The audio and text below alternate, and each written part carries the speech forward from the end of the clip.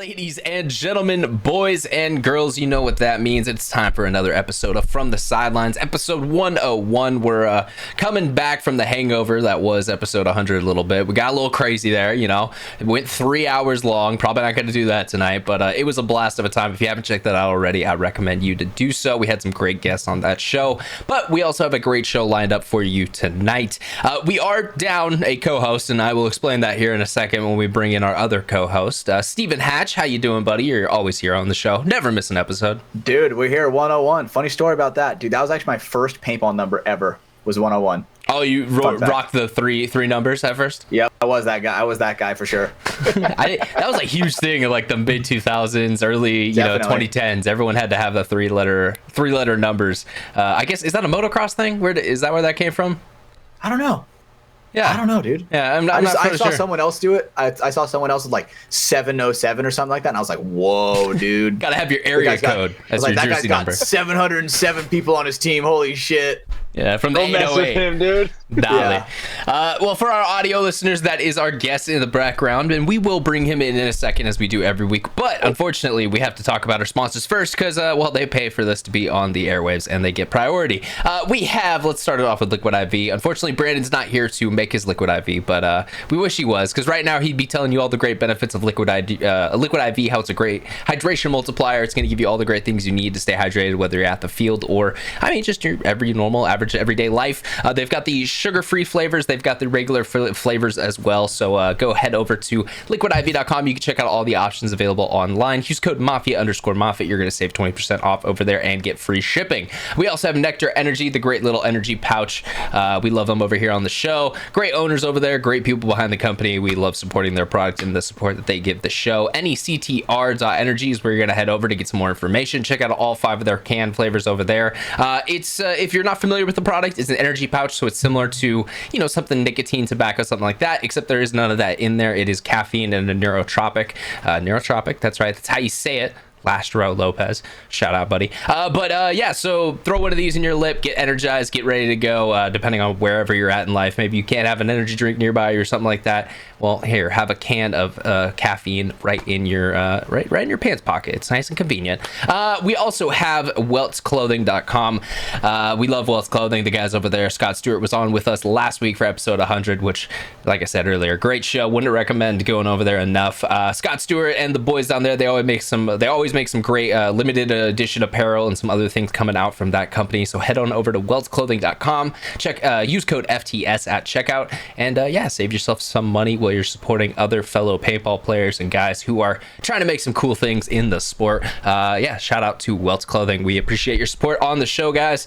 We're gonna jump on into this now. So Hatch, I forgot one thing we do have to mention, because I said we'd mention it. I already skipped over it because ADHD brain.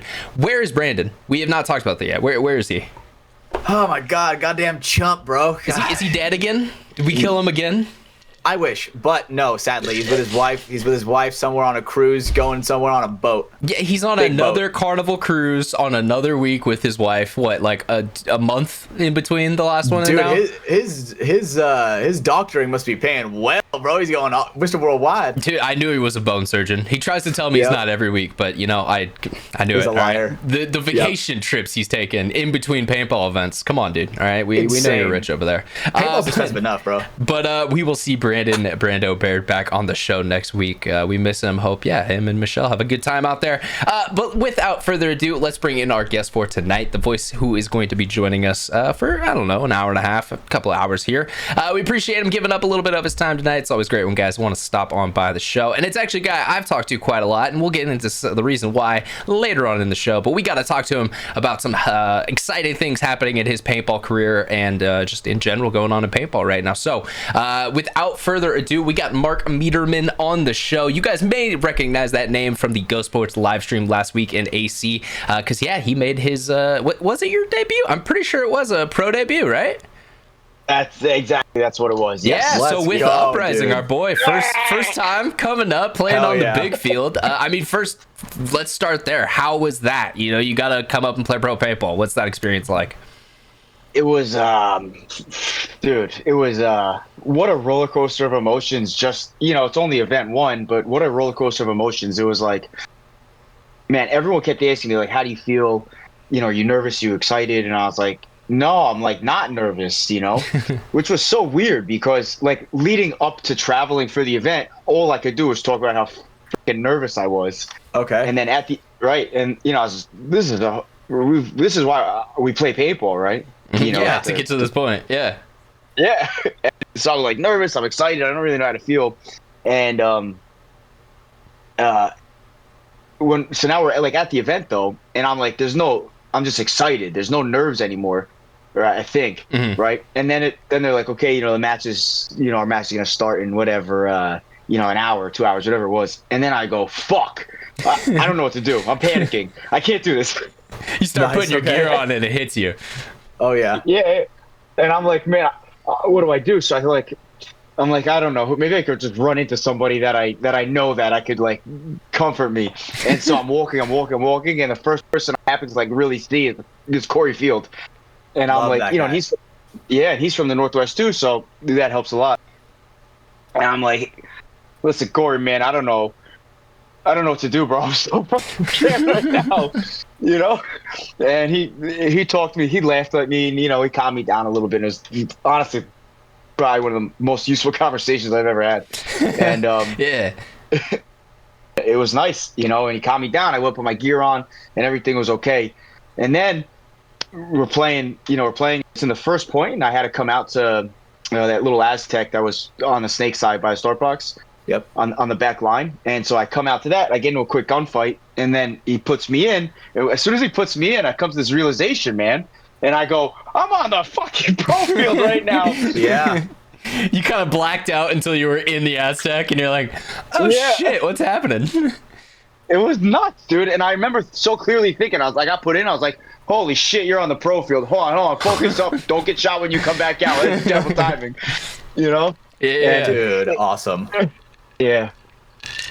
Well, that's awesome. Dude, I mean, got better. No, and that is funny because I think that is kind of a common experience when you're stepping up to something like that. I mean, yeah, there are the guys who've been playing there for so long that it's just it's a one of event 100 that they've been a part of. But everyone has that first point. Everyone has that first moment. So yeah, it's kind of cool to hear that story of yours. I think you stepped up with a pretty cool team too. I know some of your teammates are former guys I've filmed and been around. Shane Howe's a great dude and a great pro. Love to kind of pick his brain and learn things from.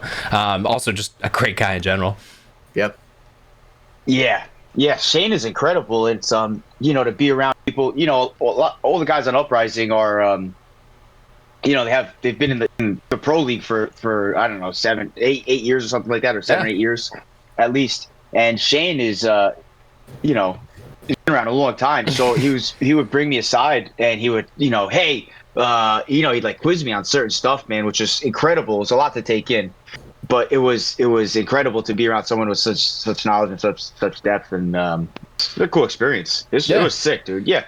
Yeah, no, that's awesome. And then is Mikey still with you guys? I know he's been on the roster recently, Mikey Daniels. Yeah, he I love that. Dude, best smile in the game. Yeah, yes, one of the most positive upbeat people I've met in the game.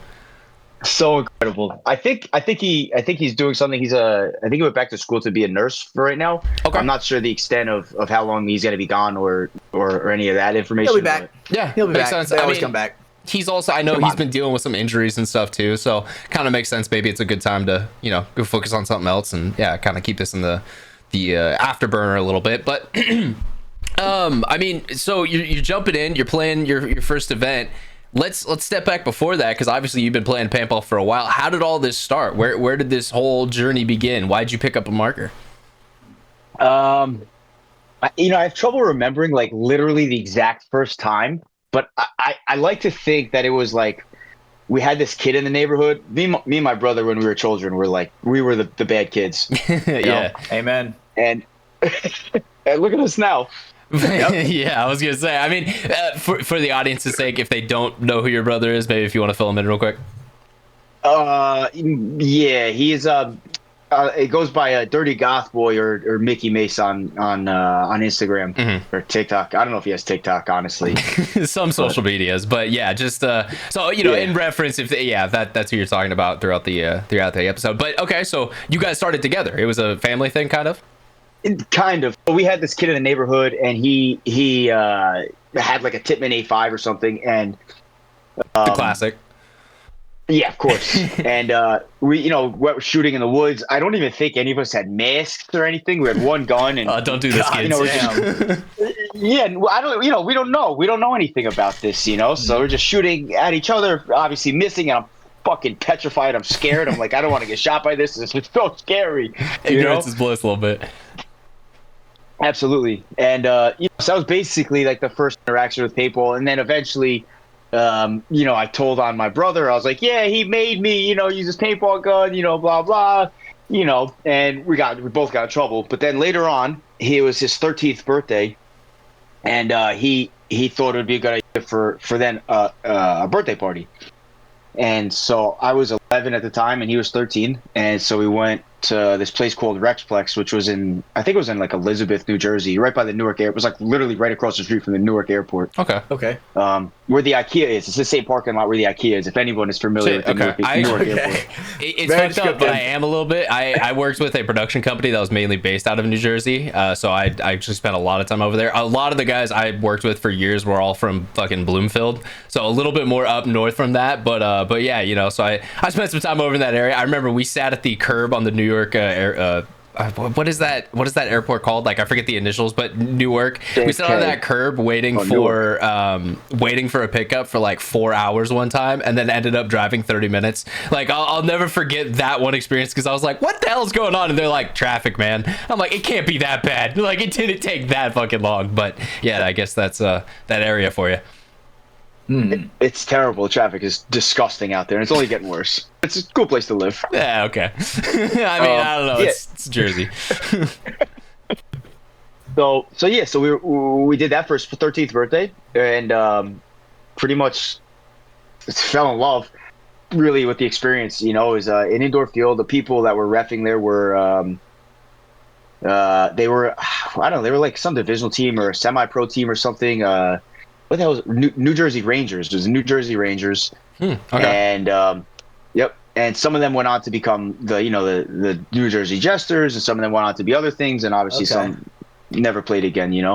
But that was the basis of it. And so we went. I fell in love, and we came home. And a couple weeks later, he goes, "Yo, like, do you really want to start doing this again? They're like getting into this." And I was like, "Yeah, this is sick, dude." Yeah. Oh yeah. Conversation we've all probably had when we were that age. Like, yeah, it's a blast. I want to do this more. Nothing is like this. Of course, I want to do this. Yeah. Hell yeah. And so he went, and he like came up with this crazy list of stuff, and our grandparents bought us, like autocockers and. Reds packs and little Reds. That's a throwback company. Yeah. It was back then. The stuff was sick, dude. I mean, sick now too, but it's a different type of sick. Yeah, Reds has a funny corporate history behind them, and one I don't want to talk about on the show because YouTube might get a little upset. It's one of those type of stories, but yeah. So the Reds, that's kind of I don't know. It's one of those throwback brands that you don't hear about much anymore. They got left in the past. Definitely. And yeah, that was basically how it all started was with that. And little by little, we would play more and more, and then my mother was like, the way that my brother is, we're like either fully into something or we have pretty much zero interest. And so it got pretty quickly into like we're going 3 days a week to this field, after school 1 day a week, I don't know, at night, and then every Saturday, every Sunday, our mother would take us there, and she'd, big old books, and she'd read books, and she'd just buy us cases of paint, and we play, and all the refs were pretty cool, and since they were players, and they took us under their wings, and they were teaching us how to dive and how to this and how to that, and a lot of it went away, over the years. You walk away from the game, you forget some stuff, you don't really pay so much attention when you're so young.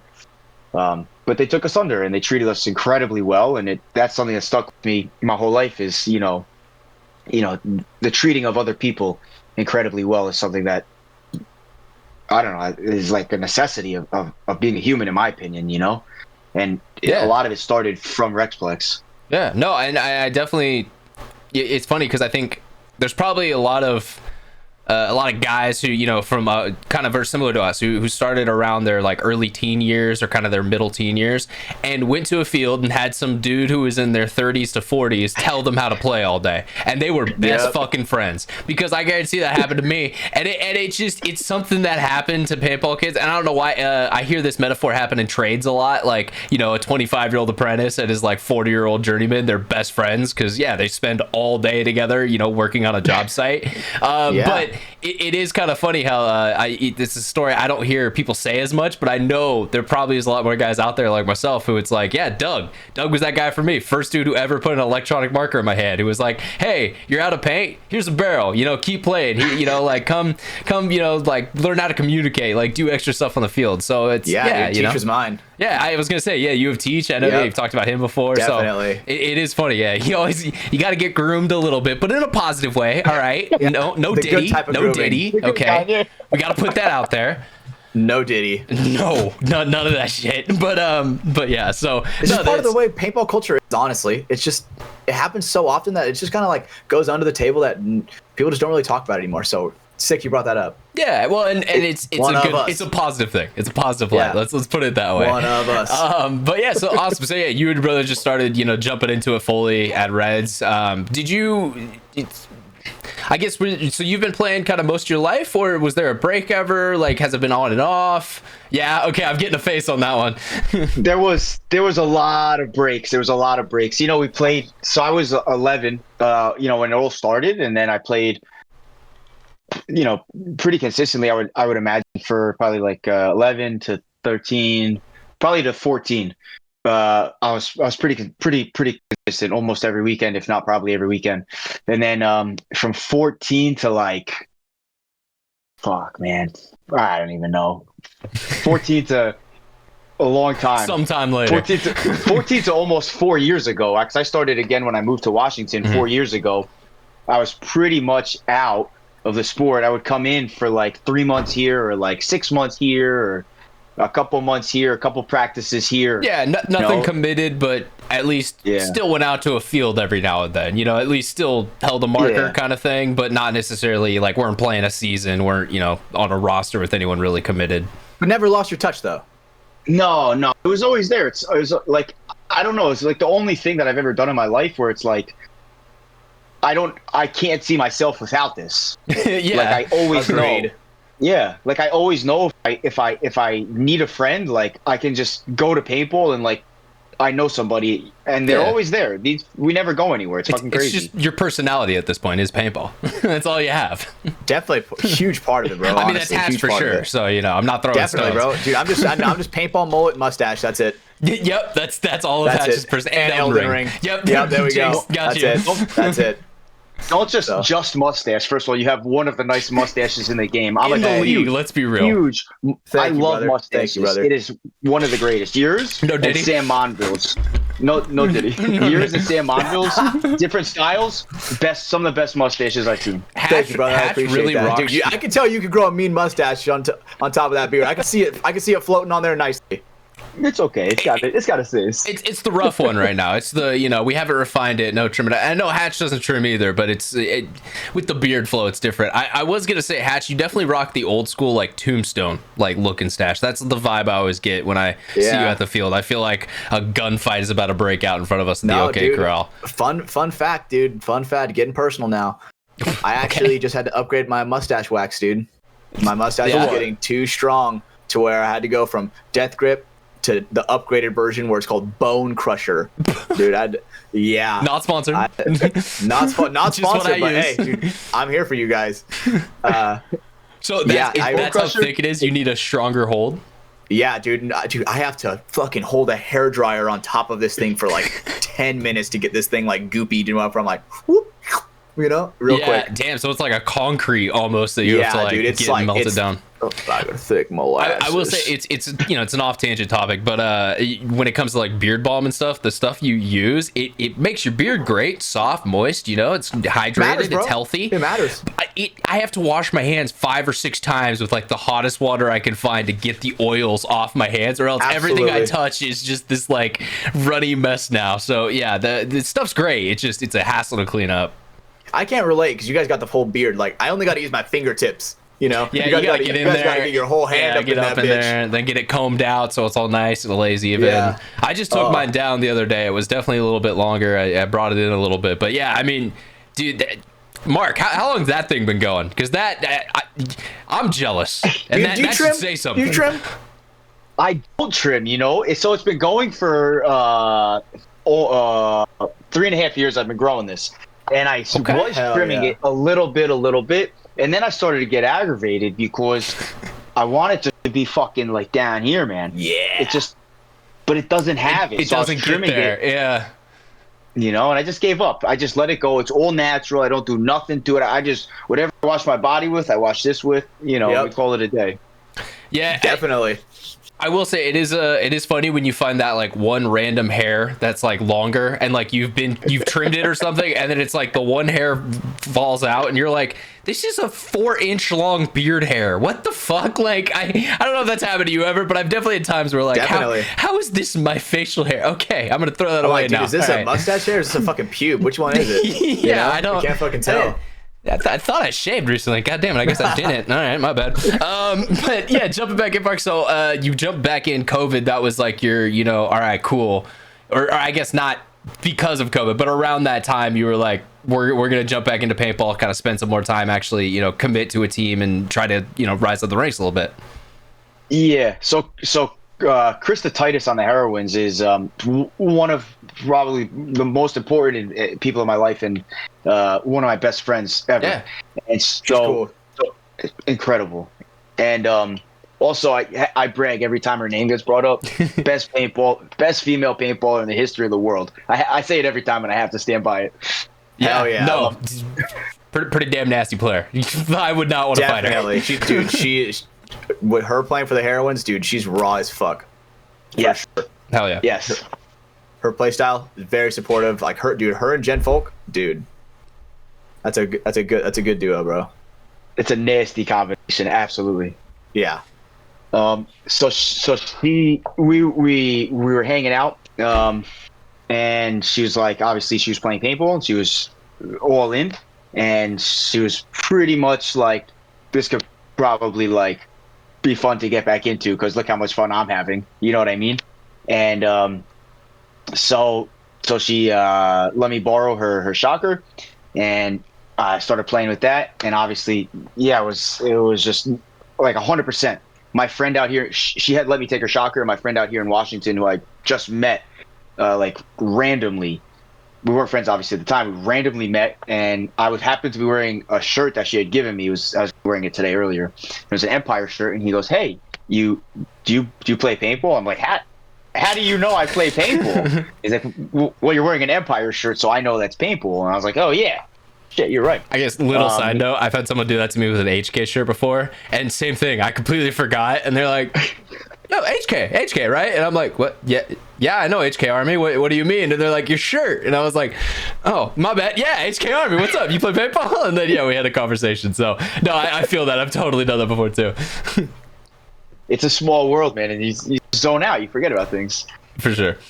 No, but sorry, I completely interrupted you there. But yeah, so he noticed your Empire shirt. You guys kind of get into it off that. Yeah, and he's like, do you want to start playing? Like, I have stuff going on in the next few weeks. I could play maybe like a month or so, whatever. Take my number, we'll hang out. I'll drive you to the field. And I was like, no problem, because he wanted to get back into it too. Okay. And yep. And so we got back into it basically together, and we were going every weekend. And I had told, who is still my girlfriend now, and I told her, I was like, hey, before the first time, I was like, hey, Micah's gonna come pick me up and we're gonna go play paintball. He bought me some gear, and we're gonna go hang out and go play. And oh, cute, that's adorable. You're gonna little boys adorable. Trip. Oh yeah, hell yeah. Oh yeah, it'll be a boys trip, and it's never gonna end. And it's never gonna end. This is my life now. You're signed up for this. I know you didn't know that, but this is what you signed up for. Oh yeah. Yeah. Most time-consuming thing. It's yeah, but what else are you gonna do? Are you gonna go like? What are you gonna do if you don't play paintball? No, I agree. I agree completely, dude. There are people that just fucking sit down and watch TV. Like, what the fuck? How, bro? Look, all weekend. I'll admit, there's definitely times I'm like, fuck this. I want to just like watch, I don't know, whatever, some dumb shit for a day. I can do I'm an that. Elden Ringer. I get it. Yeah, no, I could waste time with the best of them. I can do that for maybe about 2 days before I'm like, all right, I'm gonna put a gun in my mouth. I need to like find something to do because I'm just it gets to the point to where it's like brain rot, and you're just like, I feel like, I was not put on this fucking earth to sit in front of this machine and just watch other people do things. Yeah, it's like, the, I don't know, the male instinct of like, I need to make money. What the fuck am I doing? Why am I sitting here? I want to home someday. God damn it, this economy sucks. Exactly. Sorry, it's my own stresses. I gotta hone my craft. I gotta get good at something. Whether it be fixing cars or playing paintball or what is my legacy gonna be? Exactly right. What is your legacy gonna be, bro? There you go. Yeah. That's a good one. Well, the people who gets you thinking. The people who like, I don't understand it. The people who there's more people than there aren't. Of people who go, what am I gonna do with myself and my time this weekend? I'm like, what the fuck, dude? It's so interesting. Like, you have to ponder what you're gonna do, and like you have decisions. Right? For me, it sounds like for us, it's almost like, well, I knew 6 months ago what I was going to be doing this weekend. It sounds like paintball. Yeah. We're just going to write that down for the next foreseeable future. It's like at that point, it's like the calendar would have a specific day where it's like that wouldn't even count that day. We already know what we're doing. So, yeah, I will say, credit to you, Hash. You've kind of, you made sure your girlfriend was aware of that coming into this. You're like, yeah, so Saturday and Sunday, I'm sorry, I'm just. Thing I love. I'm always gonna love. I'm just that's what it is. And you got to let them be like, all right, if you make me choose, I'm gonna choose. You're not gonna like the answer. You're not gonna like the answer. There you go. And every time. I let them know day one. So it's important. You lay the law down. You go. I might love you one day, but currently I love my friends. I got crystal clear communication, dude. We're trying. We're trying our best. I love that. You're just like you can't even get mad at me. I'm telling you this up front. If you want to be in this, that's it's like you can't say gaslighting. I didn't tell you, right? No, that's perfect. That's not even gaslighting. That's a fact. But I told you. So day one. So Mark, you're up in the Pacific Northwest. I think you've mentioned a couple times. When you jump back in, did you jump in like kind of lower division? Like where did that journey start? Kind of coming back to where you're at now in the game. I don't remember what my ranking specifically was when I came back, but it was definitely low. It was Division 5 or Division 4 or something like that when I came back in. Okay. So I started playing just like the local, like Division 5, I guess, tournaments. Yeah, a little regional series. And that was 4 years ago? I'm trying to remember. Something like that. So about 4 years ago. I think I'm in my fourth season right now, yeah. But in 2020, 2020, right? Or 2021, right? Yeah, well, I guess when PayPal came back. Yeah. Well, because I guess 2021 season, 2022, 23, 24? The end of, I think my first tournament here was the end, like December of 2020. And then I got back into the NXL, 2021 like when it came was back. with the New Jersey Jesters. Gotcha. Yeah. Okay. Cool. Sorry. Yeah. Get hella specific. I need exact times, exact dates. I need receipts. No, but so cool. Good news is, you were jumped back in. You were playing regional tournaments. How, as a player, do you go from playing regional to stepping up and playing against some of the best players in the world in 4 years? Because I think a lot of our audience is probably kind of interested in what the fuck did you do to make that possible? I got some specific questions for you, for sure. I know there's a whole bunch of guys at Austin Oni who want to take me up on a bet we made last week for them to do it in 5 years. So, yeah, what's the secret? I know they want to hear. I'm going to be fucking honest with you, man. I don't know. Somebody said that to me. I can't remember who said it, man. Somebody said that to me, when I told them that I was going to start playing with Uprising, and they were like, dog, in 4 years you went from Division 5 to playing on a pro team. Like, isn't that fucking crazy? And I'm like, I didn't even think about that. That is nuts. I think really I just made a dedication to myself. I'm like, listen, I want, pure happiness in my life. And for me, pure happiness just comes from dedicating myself to something that I enjoy. Mm-hmm. And, I was living in a new area, which is here in the Northwest, and I'm from New Jersey. So I didn't know anybody, and I had no career path here in Washington. I had no connection, zero, nothing. I just moved here. Wow. Well, and especially with COVID, it was just even harder to make all those things happen. And especially got to the Pacific Northwest area, stayed locked down for a long time.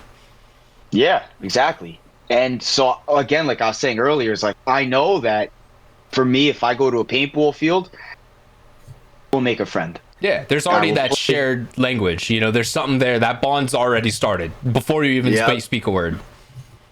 Exactly. Yep. And so that's what I did is I went to the paintball field. I had a friend even before I went to the field, and he played paintball. So there's the paintball connection right there. Mm-hmm. And he brought me to a field, and I made that dedication. I told my girlfriend, it's like after I played for a couple weeks, I go, I'm gonna play. This is like what I'm gonna do. Like I belong here. Yeah, exactly. Just like what you do with your girlfriends, you're like, I'm just letting you know, this is what I do. Yep.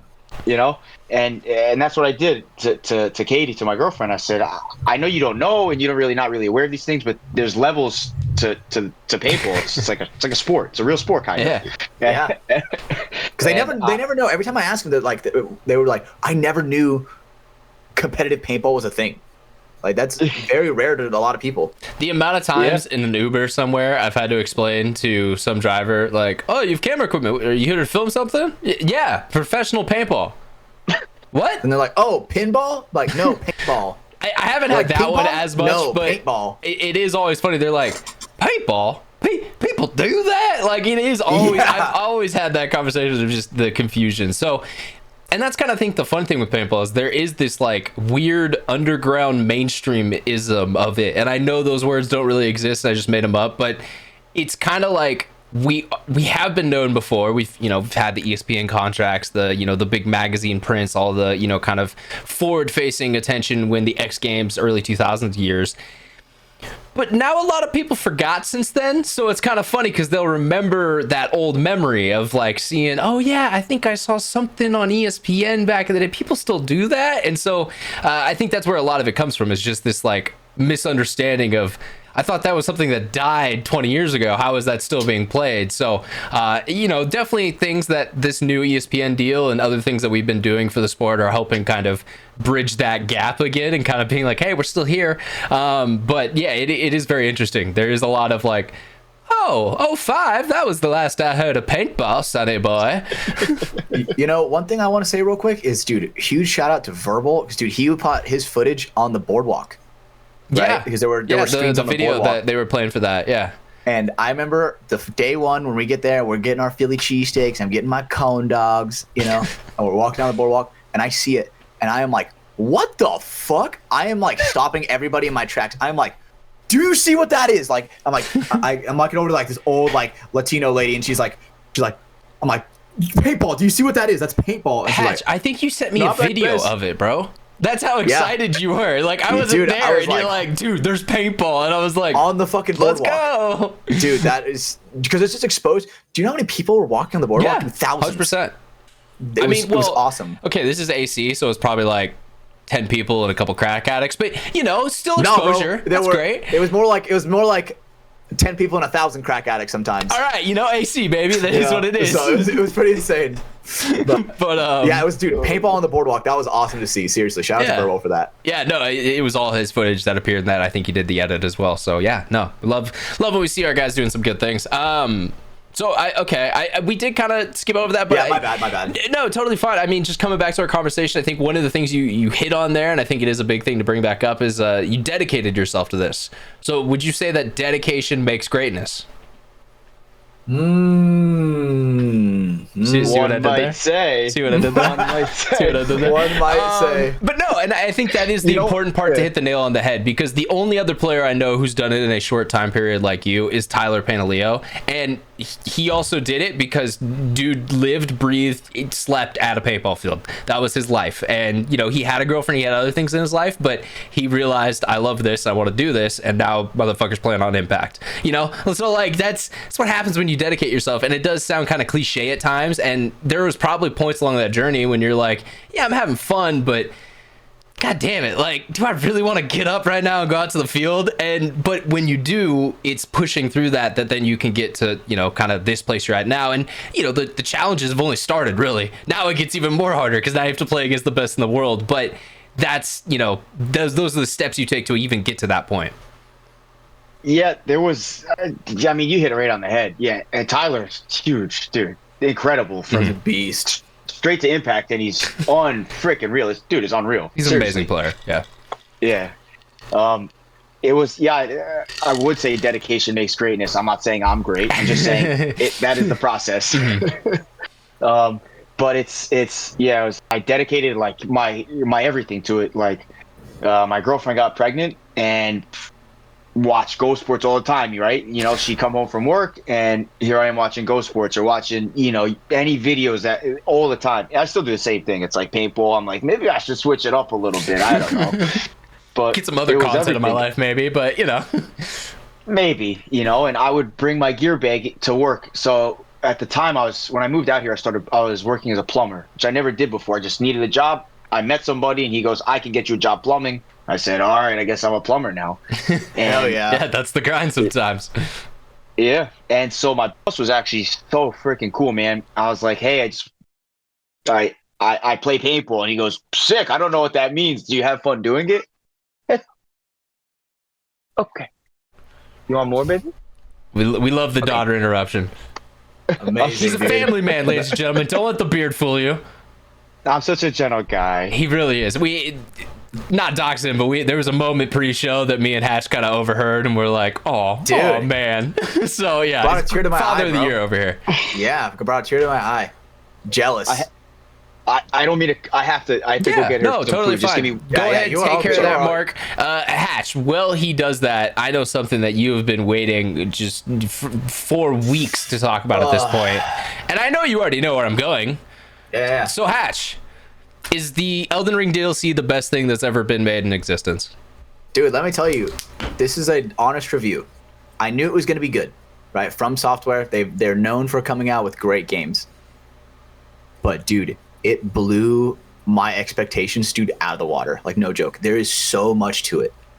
It is so in depth.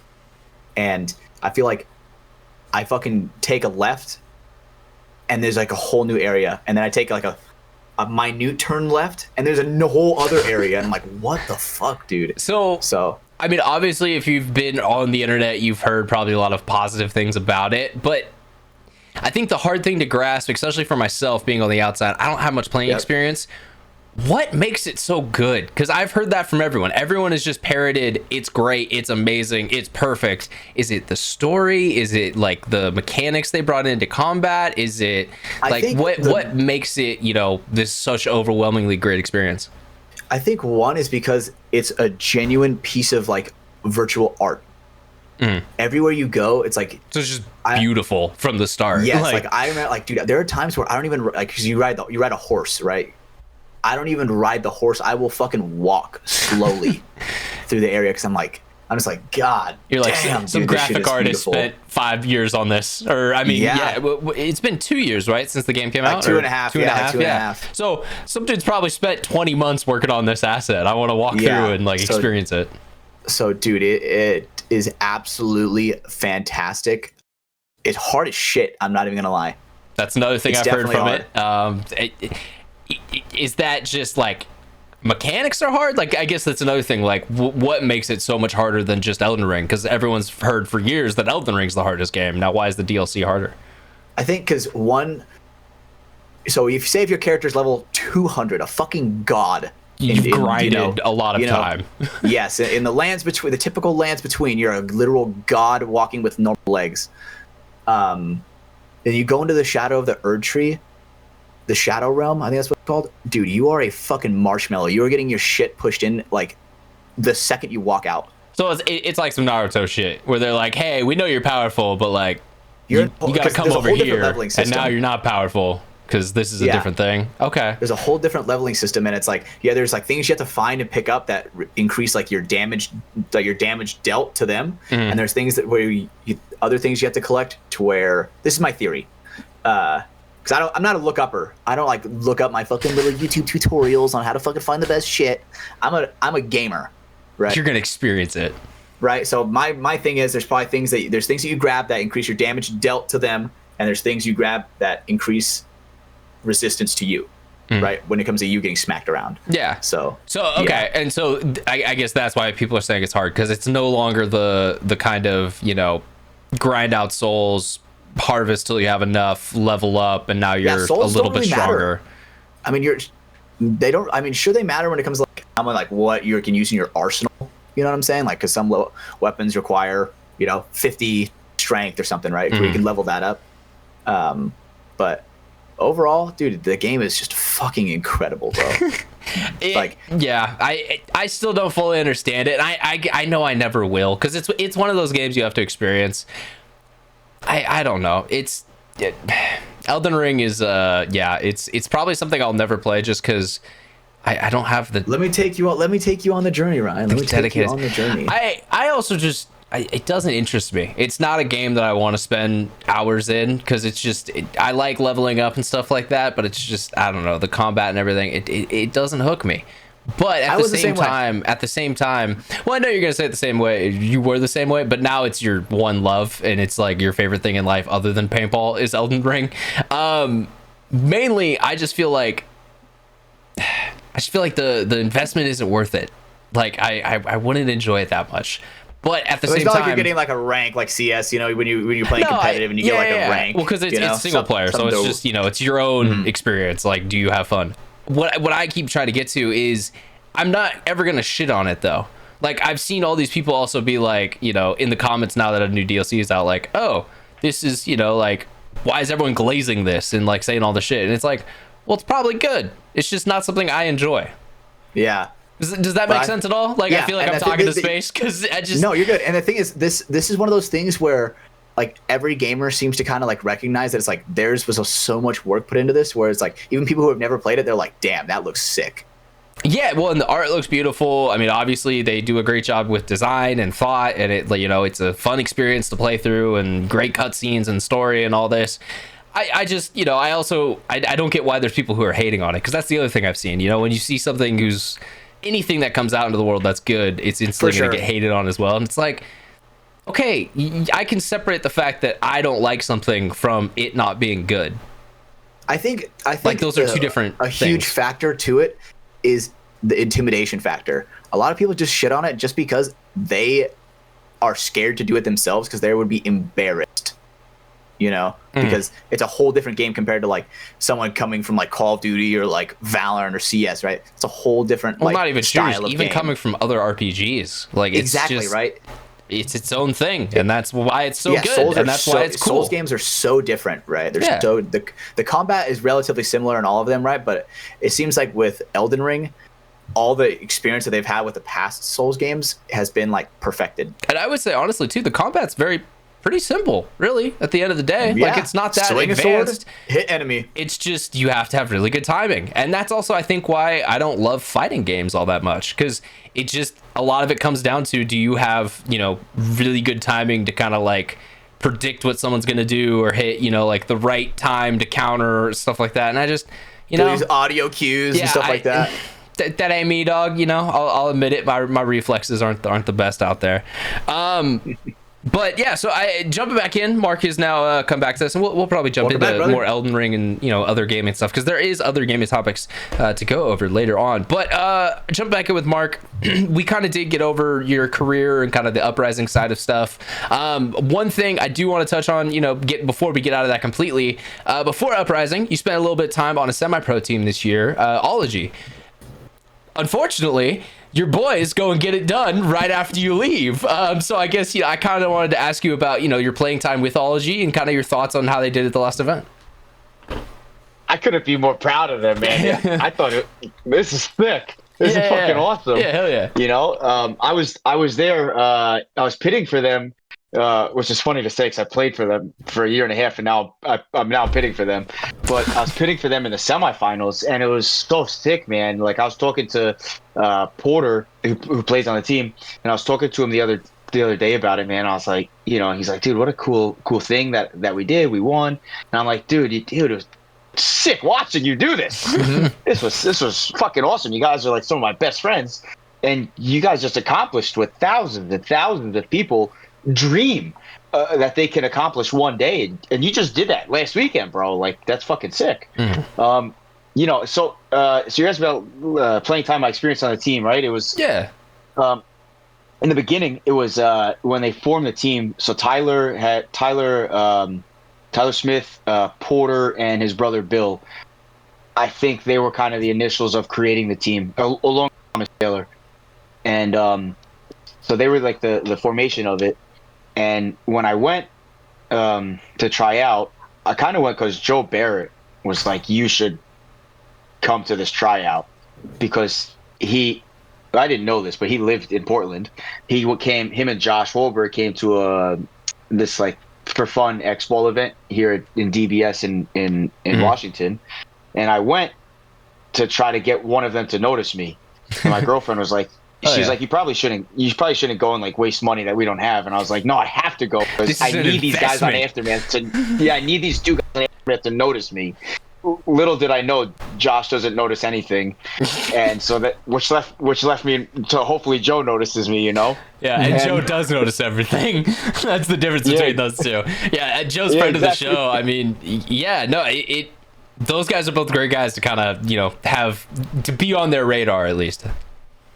Yeah, incredible. Two of some of the greatest guys, and Josh is unreal, dude. That dude's incredible. And it does suck to say because our audience will literally never be able to see Josh in his natural habitat because he hates cameras, he hates podcasts, he hates being filmed. So unless you actually go to an event and talk with him, you'll never get to experience Josh Halberg. Great guy though, awesome guy, very nice. Don't have a single bad thing to say. But also, if you see him, pull out your camera, try to get a photo. It's a great joke to play. He hates it. It makes him very uncomfortable. Yeah, it's fun to do. And we love seeing that. We love seeing Josh like that. Don't show this to him. Yeah. Don't tell him about that part. But I take pictures of him always without him knowing, or I'll cause a scene in public with my phone ready. If they're behind me, start screaming, and he'll look up like, "Gotcha," It's fun to do with him, For sure, yeah. Hell Love yeah. that guy. No, so yeah, great guys there. So they were kind of the first ones you played with and kind of, brought you to the tryout at least, or kind of directed you towards it. Is that what I was picking up? Yes, and so Thomas had made a post, before last season that there was going to be a tryout for this team Goldology down. I remember this post. Yeah, it was Zach Hill, Tyler, and Josh were on. It was like purple, and they were like, "Yep, I remember this." And me and Joe had been talking briefly at the time, and he goes, "You should think about going to this tryout." And I was like, "Okay, maybe what I did worked. Maybe me going to this event, because me and Joe spoke a little bit at that tournament, which was cool." And so I went down to the tryout, and I thought I played honestly pretty terrible, but I guess I played good enough. Where at the end, and I went. By the way, I went down there telling my family, which my girlfriend, and everyone on Cartel, because I also played for Seattle Cartel. And I told everybody, I'm like, I don't care. I'm gonna go just to prove to myself, I guess, that I have the skills to make it on a semi-pro team. It's like a pride thing, right? Mm-hmm. So I'm not, no matter what, I'm either not going to make the team, or if they do offer me a spot, I'm going to tell them, no, I appreciate it. I came here just for my own pride and my ego, really. And, I like the respect, or I appreciate the honesty. It's a little asshole-ish, not gonna lie.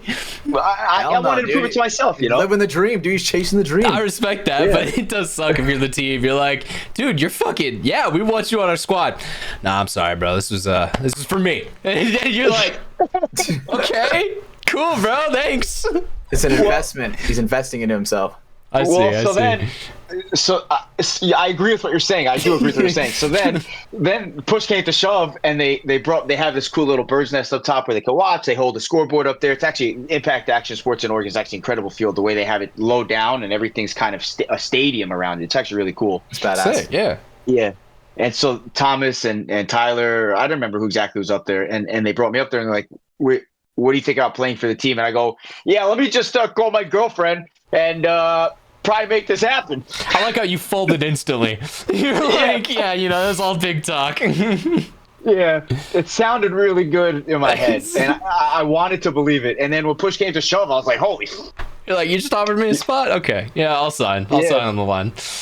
Yeah. So I drove home. It's like a 2-hour drive, with no rain, and it was fucking pouring. So it was like a 3-hour drive. I don't have the greatest car. So it was like a 3-hour drive for me. I'm cool with my girlfriend. And I'm like, yeah, this is what happened. They offered me a spot. She goes, well, you did tell me a little while ago that you have a goal and you want to reach your goal. This is a dream of yours, just to play professional. And I guess if you're waiting for like me to give you the okay, like here's the okay, let's go. And I was like, oh, okay. Awesome. Yeah, here we go. You found a good one there, Mark. You found a good one. Yeah. Especially bringing it into all this. Yeah, no, that's seriously, that's awesome. But yeah, man, I mean, that's the Pacific Northwest. It's there is kind of this pocket of paintball that sits up there. I know there's a lot of guys who kind of come out of that area. DBS is a field that I've heard about for years at this point. I know Dylan mentioned it when he was on the pod a while ago. So yeah, it's another one of those. I think it's kind of one of the smaller spots in paintball, and I don't mean that in a bad way, but just it is a little more hidden away than your California, your Texas, your Florida, your even like the New Jersey, that tri-state kind of area. But yeah, no, I think it is cool for people to see. There is a strong presence going on up there, and there's a lot of teams that are pretty competitive coming out of there. Oh yeah. Yes, definitely. It's different out here. California is like, you got Impact, you got Dynasty, you got Aftermath, you got DMG, right? You got, I don't know, you got 6,000 teams out of there, and everyone knows all of them. Yeah, all the SoCal teams. Yeah, no, it's crazy. Yeah, here in Washington and Oregon, it's like you don't know. It's July, and yesterday it was raining. You know what I mean? And we're God damn. Yeah, I'm jealous. What the fuck? I'm jealous again, but it's okay. We'll skip past it. So I think, kind of button it up, the kind of play inside type of stuff with Uprising. Is this, something that you think might continue at least through the next event? Like, is it, are you staying with the team? Yes. Yeah. So okay. So they brought me on to be the snake player, and they brought me and Johnny Thompson on to go play the snake, and so that's what I'm here for. And I played, I guess, good enough in my eyes. I don't want to speak for anybody else, but where it seems like at this point I'm here for the next event and the next event. So hopefully for the rest of the season and next season, I'm here for next season too. Awesome. Hell yeah. Yeah. Not going anywhere. Not getting relegated. Not going anywhere. No. That's always, trust me. I've been around teams that get relegated. It's not a fun time after that happens. I've been around teams too. It's big depression. So let's move into something kind of, it's congruent to what we're talking about, but it is a little different. It's more so on the gambling side of things. So for people who've listened to us during either our pick shows, I know Hatch, you've been on one of those, but mainly I've been doing those with Fitzy. We've thrown those up on YouTube. We had Jordan Boyum join us for our last one as well, which was awesome. Yeah. We are constantly talking about betting for paintball.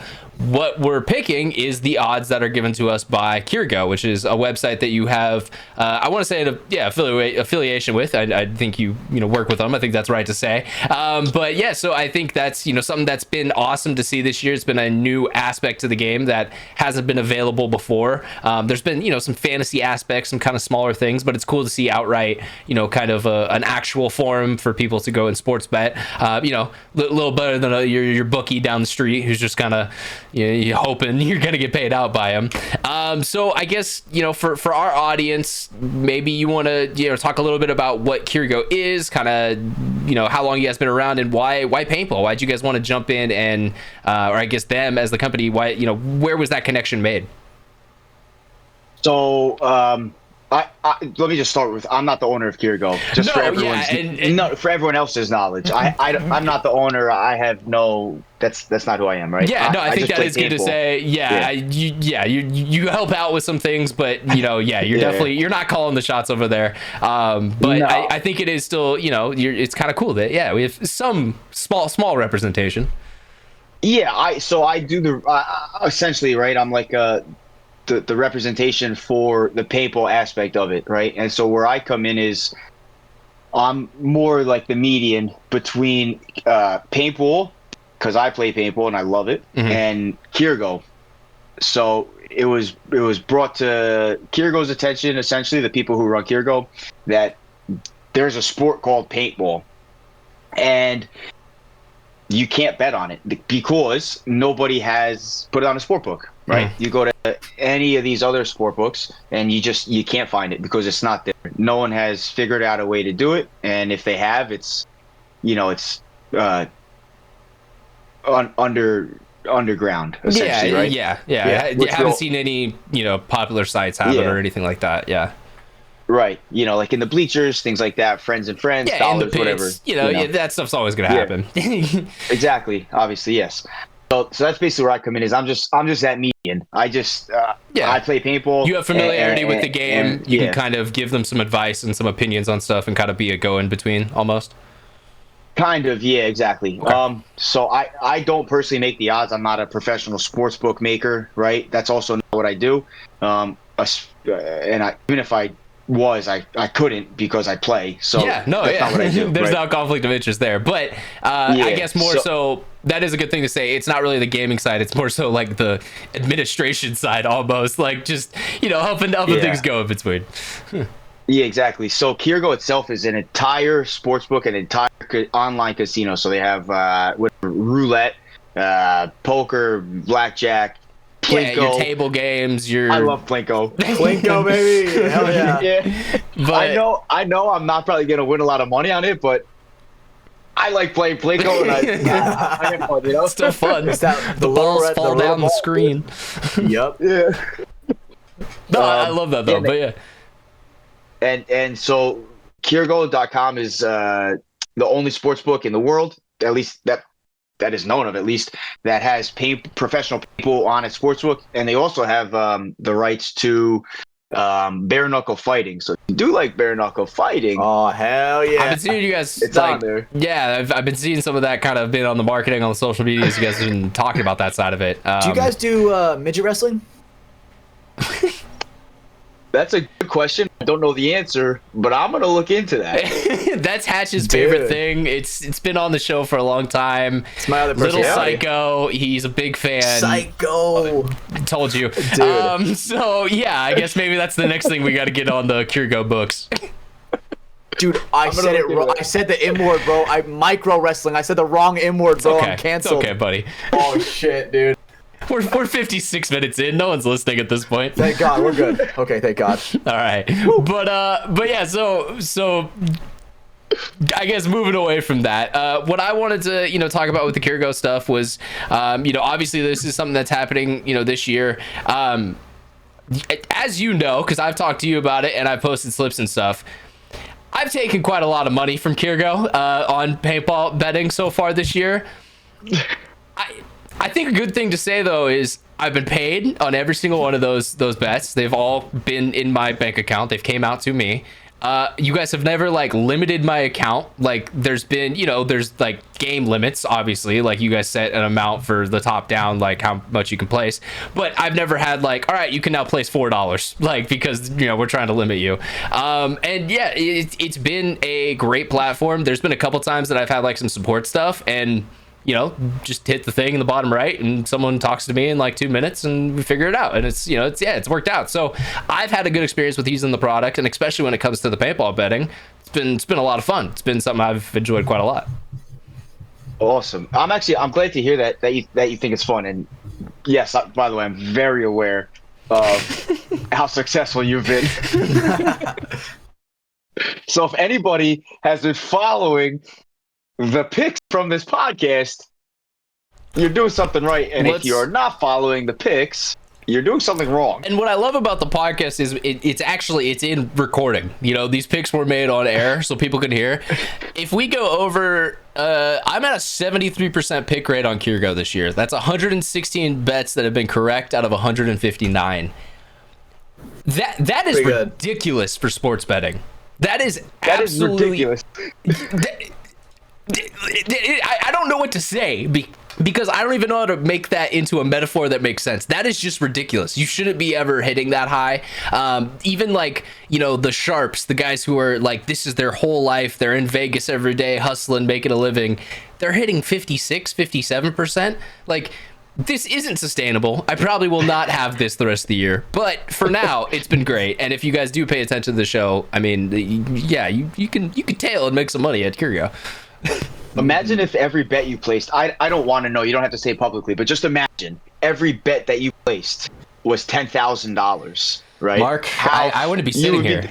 Like, but this show would be over because I'd be somewhere else. Like, yeah, because there's been some great underdogs that have hit in there. I mean, and that's, one of the things with Kirgo this year is all of a sudden paintball got very competitive. This has been one of the tightest and kind of most up and down throughout the league type years we've seen, where, the two rookie teams that have come in have won against teams that have, should be the top teams in the world. There's examples of, AC Diesel, a team that should technically be 4-0 every event, is going 1-3. What, you can't predict those things. And yeah, obviously you guys are probably unhappy about some of that, but it's, it is kind of cool from our standpoint, betting on paintball, but also just watching paintball. It's so competitive now, and it's, it makes it so, yeah, like there's some cool spots to find some bets in here. Yeah, there's for sure, and it's interesting because it a lot of people, or you talk to people and they go, what, we need like a background. We need people to gain more interest in whatever, certain teams, right? Mm-hmm. We don't want everyone to have their interest on Impact, Dynasty, Red Legion, Heat. Yeah, right? Yeah, top four, yeah. And a lot of people have come to me and said, all of a sudden I have an interest in Uprising, or all of a sudden I have an interest in the ML Kings, right? Because it's not Dynasty, right? But all of a sudden I have this vested interest in them because I'm betting on them, right? So now I want to know, right? I want to know, who are they bringing? So now I'm looking on PB Leaks to see who they're bringing to the event. I'm like trying to talk to people, not me, but this is what I hear, right? Is I'm trying to talk to people like, or is anyone injured? How was practice? Like things like this. So now they're like on their own learning about all these other teams that, last year, 10 years ago, no one really cared about because they just wanted Team A to win. They just cared about they cared about the last game that happened on Sunday. They didn't really care about the prelims match because there was no reason to. But all right, well, Team A is at plus 350 odds. Team A might win that match. Okay, now I care about this prelims match, So it is funny how that adds that element into the game. Yeah, and it also, what it does is it also increases the viewership on Go Sports, and it also increases the viewership on the YouTube channels for wherever they stream. Was it Major League Paintball or whatever, right? So it's bringing in viewership from outside of the paintball world. Into it, right? And it's also bringing viewership from in the paintball world to extended periods of time to watching the paintball. So it's doing all these interesting things. Yeah, which are numbers that are then valuable to go show to executives at ESPN, FBS, FS1, TBS Sports, insert whatever broadcast deal there. But those are metrics that now we can show a little bit easier because of things like this. And it goes hand in hand because let's say ESPN does, the show that comes out is amazing. It gets great ratings. Everyone loves it, not just in paintball, but, it blows up. Okay, well, now there's going to be people in the general public who are like, all right, damn, I want to go watch paintball. Shit, can I bet on this? Is there a way I can do that? And it kind of then feeds back into the other side. So, it's a mutual beneficial thing, in my opinion, how it can help kind of elevate both sides of it at the same time. Absolutely. Yeah, it's definitely doing that. I do have a question for both of you guys, because you're both obviously in the paintball world, is aside from the fact that, you've been financially successful for the most part, right? Aside from that, how do you guys feel that gambling is now a thing you can do on paintball? Do you think it's beneficial to the league, the pro league? Do you think it's harmful to the pro league? What are your opinions on that? I'll let Hatch go first because I think I've been vocal about this, but I mean, and I'm happy to answer as well. But yeah.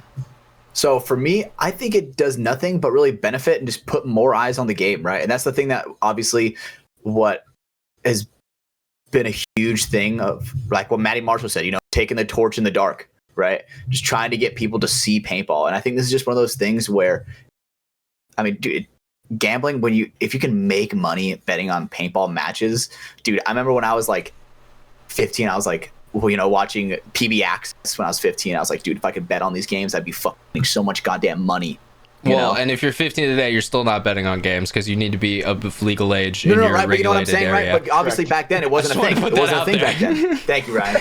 Hey, but back then, right, I'll be honest, dude, I I was using CSGO Lounge betting on fucking weird Counter-Strike matches in Russia at 2 a.m., okay? I did bad things as a child, all right? I understand, but let's be smart, okay? I'm gonna admit that because I know, and let's, use our brains.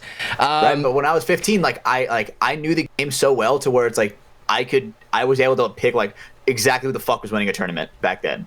Yeah, no, I mean, when you spend time, luckily for guys like us, Hatch, when we go out to Capital Edge, the practice weekend, we had 3 of the best teams in the world there practicing. So now you can kind of talk to some guys, see, all right, how is the team feeling? Is anyone injured? Things like that. And, like Mark was saying, it does involve that, like, oh, now, diving into the next level, which I think I've always done to a certain extent because of the podcast, because of the documentaries, things like that. But it makes that more valuable to people who maybe, they have a reason to, other than, the reason I was doing it is because I need to tell the story to the audience. All right, well, now they have a reason to go in and look a little deeper and, okay, they weren't playing well at this last layout, but that was a control layout. This is an aggressive layout. It adds all these elements in and all this great conversation that can happen. Obviously, the elephant in the room, people have, the second this was announced, everyone's like, yeah, well, guys are just going to rig games. We're just going to have, rigged matches and all this stuff.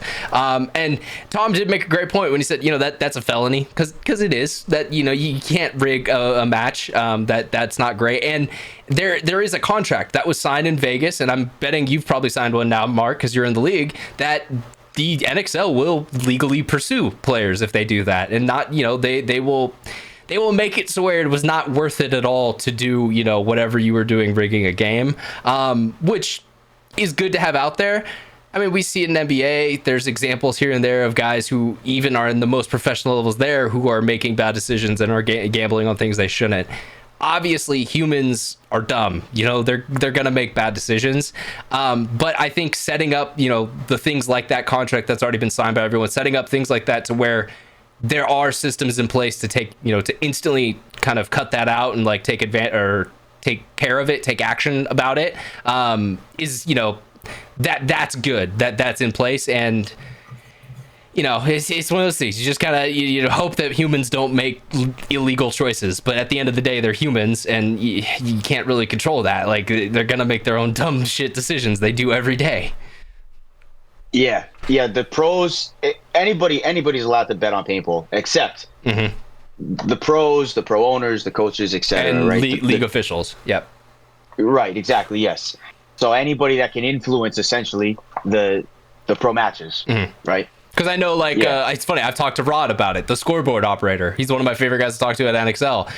He's literally he's like, dude, I would be making so much right now because I've watched every game, but I can't because I had to sign the contract. And he's like, it is what it is. But it is funny because I'll always go over there, kind of show him what I got going on, and he kind of lives vicariously through me. But yeah, no, it's been a fun edition. It's been a good edition, I would say. I think you guys are starting to get the kinks worked out over there a little bit. The first couple events were a little rough at times. There was some questionable odds and things here, but this last event, it was getting more and more dialed in. So, I mean, if you're out there, you might want to get in sooner rather than later before you guys kind of figure this whole game out a little better.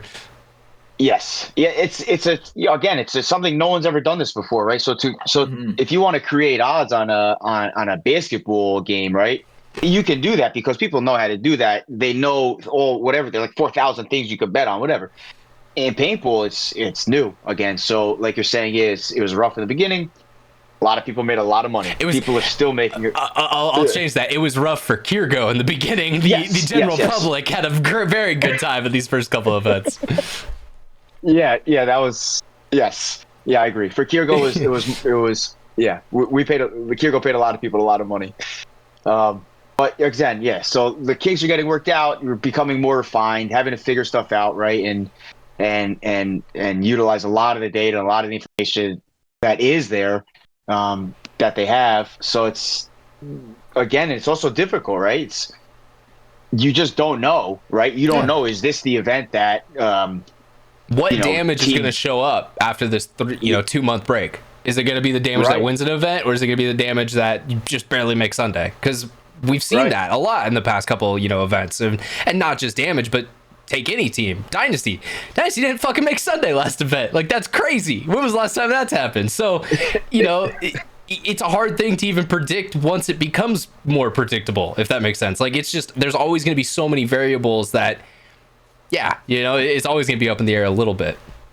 Yeah, it's difficult to do. It's very difficult, but we're getting better, and that's the best Kirgo can hope for. Is better. No, definitely.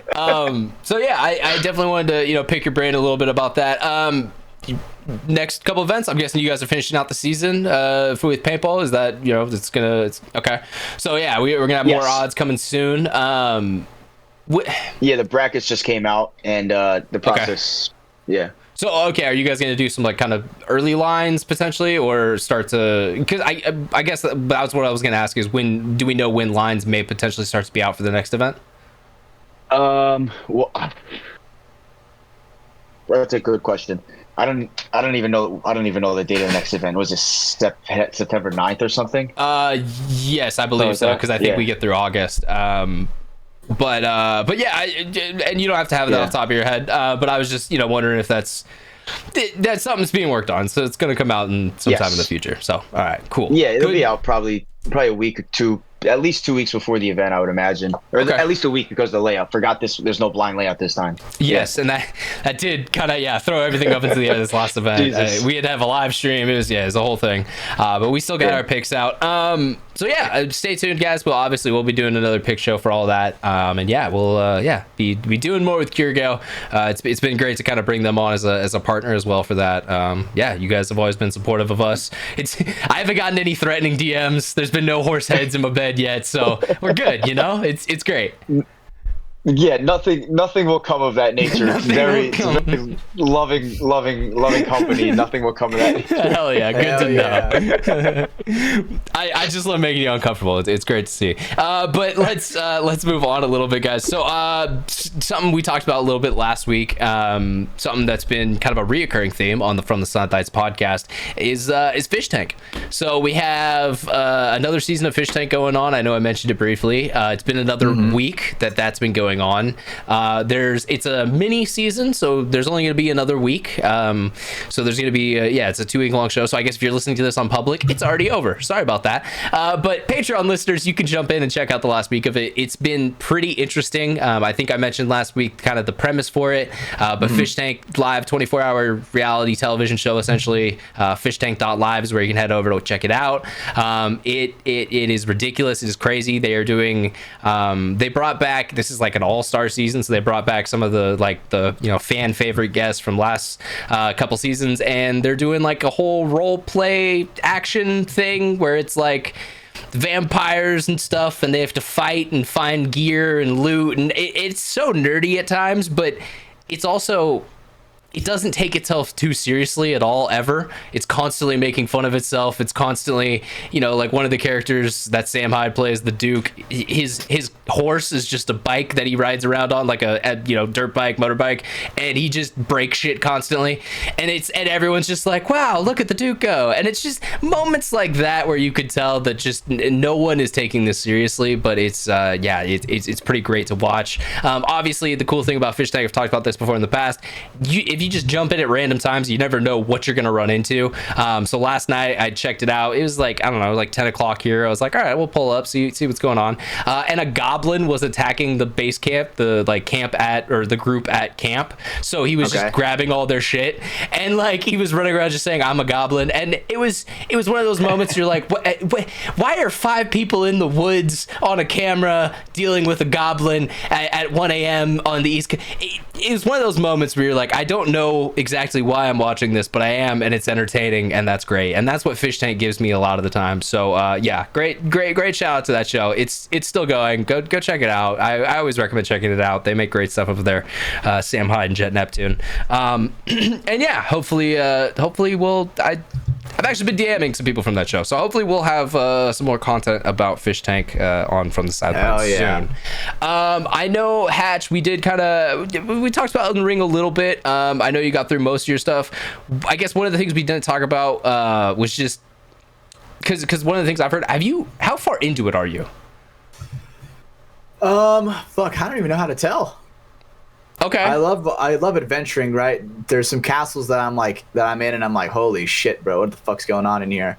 I haven't had to quit. I haven't had to like quit an area no yet. rage quit. Right? All right, that's good. So I was just gonna ask brag about that. I was gonna ask like difficulty level, like bosses difficulty, because I've heard that's a big part of it as well. Is that some of these guys are probably the hardest bosses that have ever been in a Souls game. I fought one big boss where it was this knight chick. I forgot what her name was, but she has like 2 swords, and it's like one is like flame and one is like magic. And dude, that shit took me some time, for sure. How long do you think? It's realistic time. Realistically, fuck. I did it by myself, so no summon. Got to give all his categories so we know he's a real man. He's an Elden Lord. I would probably say 2 hours. God damn. See, that's non-Elden Ring people aren't ready for that. The commitment of just grinding a boss out repeatedly for 2 hours. But people are willing to get fucking shit on in Search and Destroy for 2 hours. Like, what? See, but it's different. What is that? You got to fight a monster for 2 hours? Is that what you're saying? So, not for 2 hours. It's more so that it's so hard. The 10-minute boss fight takes you 2 hours of trying to complete. Like, you'll die and you'll have to like repetitive. Yes. Yeah, you'll die, like be summoned back at the fire, right? And then you go through the boss door again and fight him again. Right? And just expecting different results. Expecting and eventually getting them just after enough time. Because there are times where I got to work the cheeky shit for sure. I will say that's the craziest thing with Elden Ring is, if maybe you aren't totally familiar with it out there, it is really skill based. Like that, and that's why you can spend 2 hours grinding something, because it's not like, oh, I'm too low of a level, I can't do this, I need to come back later. It's no, you should be able to do this, you just got to dodge his attacks, you just got to know how to get out of the way. And the thing is, it's realistically a test of will, because you could be like I've seen people do it where they're like level 1, they're still wearing the fucking little cloth thong that you get at the very beginning of the game, right? And they are like fighting like millennia with like a club. The hardest boss in the game up until the DLC. Yes. And it's so like when you're fighting this dude, he's not on a repeat of like every time when you come back, he's not doing the exact same fucking move. No, definitely have like a mix-up combination where like if your timing's off, like they'll throw up some wombo combos. It's kind of a yes and no, because they'll have a similar like kit of of moves. Like think like they have a bag and like they have all these moves they could do in a bag, and they may not do the same like set in a row, but they can pull out the same move. So you're starting to look for like, oh, when he puts his left foot forward, I know that's a 360 spin, so I need to like back up instantly, because if I don't, I'm just gonna die. And so essentially it's doing that for 2 hours until you learn it good enough that you can beat him. Then I'm like, I can see, and I can like, I have like the Sharingan, Yeah, that sounds pretty cool. You ascend, essentially. Dude, like the game is like so cinematic, where I'm just like walking around, just like, god damn, dude. There was this thing in 2013 when Avatar, the fucking, the Blue People Avatar, when that shit came out, people were going to see Avatar, and they saw how sick Pandora was, and then they go back to their fucking normal life, and they're like, dude, my life sucks. So it's like a huge like streamlined way Avatar of depression. Yes, yeah. That's it was a legitimate thing. And it's like, dude, Paris syndrome. I'll be fucking working, and I'm like having withdrawals from DLC, dude, the Elden Ring DLC, and I'm like, oh my god, I could be just killing so many fucking monsters right now, progressing through so many parts of a castle. Right. I don't think it's healthy to feel like that. I don't think it's. But if you want, no, it's not, dude.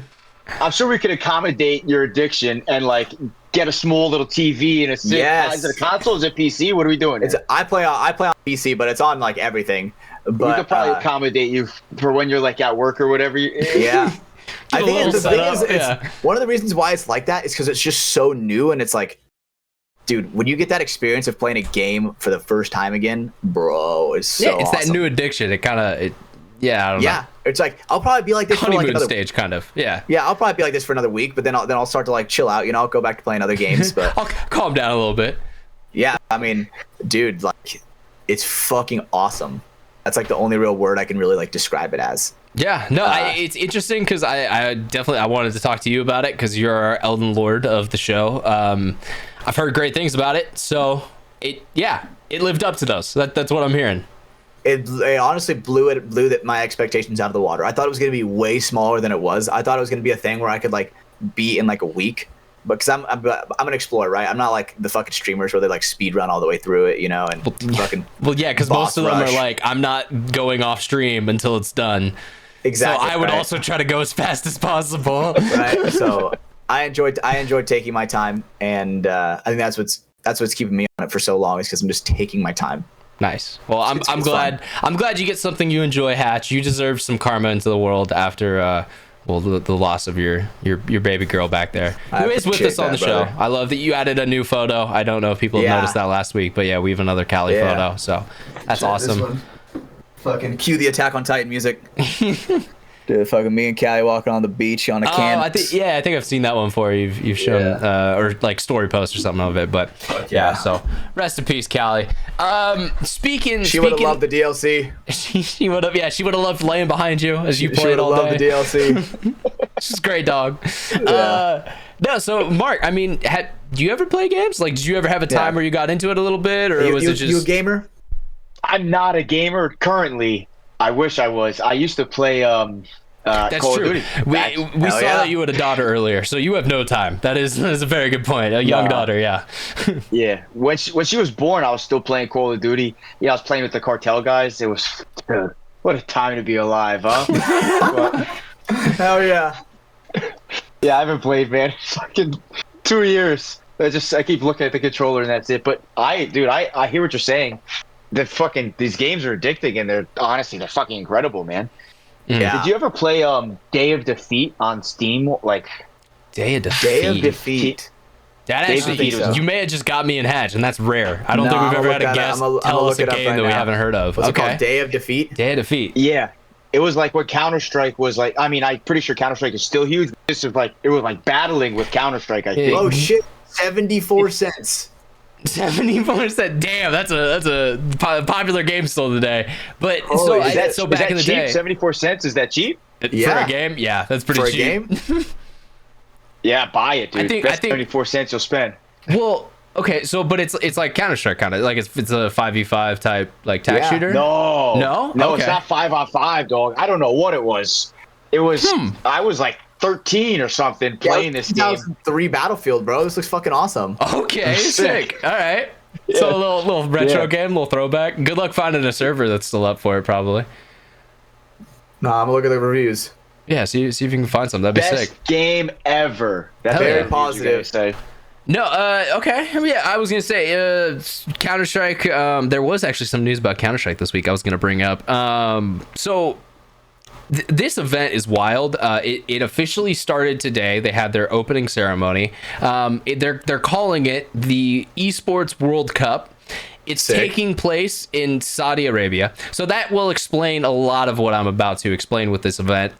This event is crazy. It is the first time I've seen anything like this from like an esports standpoint. They're bringing together 21 different games over an 8-week period, and they're having tournaments for all these different game types, MOBAs, first-person shooters, Rocket League's involved. There's, EA Sports football clubs in there, like just all different types of games you can think of are being played during this tournament, and there's actually some cool things of how they're doing like the prize pools.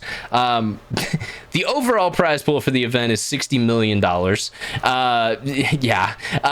No one team will win even close to that because that's all breaking down into the individual games. So I want to say about 40 million of that is for the individual games. The biggest one, I think there's like some mobile game that has like a $3 million prize pool. Don't know why, but apparently it's that popular that it gets a $3 million prize pool. So good for them. Ones like Counter-Strike, I think was sitting at 1 million. League of Legends was another 1 million one. So yeah, there are decent amounts of money that you can win here for, participating in this event as a pro. The other cool thing though is, so when it comes to esports, there's these organizations that have teams. So think of it like, let's say Dynasty was Dynasty, but Dynasty also had a team that played Airsoft, and they were still Dynasty, but they played Airsoft. That was their game. So they still wore the blue, they still wore JT stuff, but instead of using a paintball marker, they're using Airsoft guns.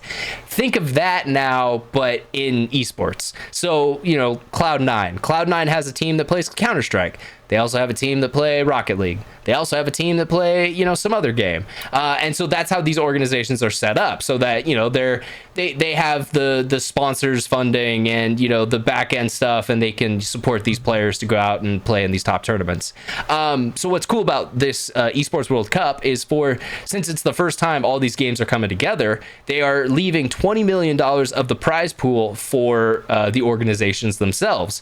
So if your organization wins enough points, you'll, you know, earn whatever the prize pool is. So the top organization, you know, let's say the team that their team does the best in this game and league, and, you know, overall they have the most points, they're taking home an extra $7 million just for you know, for being the best in this tournament. What a time for gaming, bro. That is so awesome, bro. The money is absolutely crazy.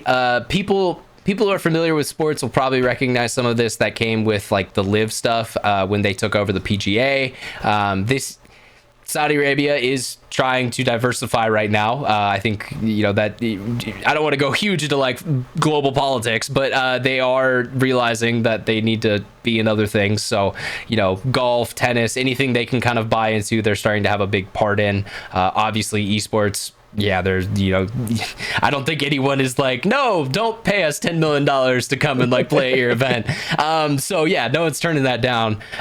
So yeah, you know, it's a little sus because it's the Saudis, but at the end of the day, it is kind of a cool hype event. It's really cool to see like all these different esports together, because I think that is the thing that always, you know, esports is such a broad term, because that's everything from dudes playing like, you know, Call of Duty on their mobile phone to guys playing, you know, Rocket League to people doing I don't know, like MOBA stuff. Like there's just such a huge category there that it'll be cool to see like some of those kind of come together in almost kind of like an Olympics of sort, but not nationality. It's, you know, it's organizations.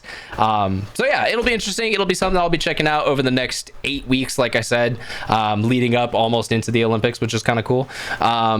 The other thing that was absolutely crazy with it, and I do not know enough information to explain it fully, is their trophy system. Absolutely wild. Way too complicated. Like each player gets a key, which is a small trophy, which they will be able to put into a bigger trophy if they win a game, which they will be able to hold on to. And then there's an overall trophy that will have pieces of other teams' trophies who they eliminated on the way in the trophy. Like, this is what I'm saying. It sounds absolutely fucking sick, but it's also way too complicated to explain. So if you're at all interested in that, go look it up yourself, because I won't be able to explain it here. But yeah, Esports World Cup sounds like there's some cool things coming out of that. I will say the biggest part about it that sucks if you're on the Pacific Coast like I am, it's happening in the middle fucking east. So 1 a.m. that's when the day starts. So yeah, most of the games are gonna be over by about 10 a.m. So you gotta get up early if you want to check out some of these matches. But yeah, there'll be some cool stuff. I'll be looking out for the League One for Counter-Strike. There'll probably be some other games that I check out along the way. But yeah, those are my two favorite esports. Where are you watching it? Yeah, where do you watch Twitch. that? So Twitch, and this is something I've talked about a lot with esports. One of the things I think they do the best is they allow people to watch their events. They don't put it behind a paywall. Yes. I don't have to go and spend $10 at the Esports World Cup broadcast provider to watch the event. No, I just go to Twitch and watch it. I mean, and in return, they tell me about Quidea and Monster and Pepsi, and, you know, like, oh yeah, I get to hear about all their sponsors, and yeah, you know, there's kind of trade-offs there, but they're able to still provide a free product for people to watch to get more people involved in that thing. That's something I've always thought that we should be doing with Go Sports. The fact Go Sports is not free on Twitch or YouTube is, I mean, it's something that we've just been doing wrong all these years. I totally believe. I do understand that Go Sports, you know, they have to pay people to put a thing on the air, but I think they've gone about it kind of the wrong way with doing the private paywall, and that's something that's kind of set paintball back a little bit for these past couple of years. I agree. Going back to the whole esports thing. Yeah, going back to the whole esports thing. I think it's cool because I remember when I was like a little kid, people were always like, "Oh, wasting your times on games." You know, like gaming was like the nerdy thing to do. And now I'm like, dude, that shit is so sick that there are people that can like make so much fucking money from gaming, right? Look how many people like even just like make it on YouTube just from playing games. I mean, you know, dude, like the fucking Rad Brad, you know what I'm talking about? Yeah, well, dude, when I didn't want to game, but when I didn't want to buy it, but I wanted it, I'm watching him. I saw that guy real too. Dude, definitely. But no, I was just gonna say, like, the gaming is so big now that like let's say, you know, you're not even involved in like a dev team. Counter-Strike, one of the cool things that Counter-Strike does is they take community objects and put them in the game. So someone can make a skin, someone can make a map, and if Valve sees it and they like it, eventually they can put it in the game. Well, they also then get revenue share of all of the sales of that skin. So there's been dudes who made a piece of art, put it on the Steam Market, you know, workshop, and then all of a sudden overnight it got added to a case and they just get checks for $100,000 a month now, just because that's their royalties, because 1 million cases are bought a month. And it's like, what the fuck? Like, it is crazy how, you know, if you're a great artist, if you're, you know, good at something around gaming, even not even just playing it or making it, you could all of a sudden, you know, find something that gets you a lot of success. And of course, that's kind of like a lottery system. You know, it's not going to happen to you out there because I don't know. It's probably not. Maybe you're the guy who does it. And if you are, good for you.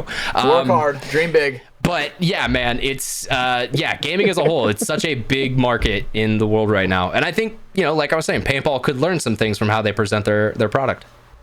Definitely. Oh man. Yeah. So Mark, one question I had for you. So, now that you're pro,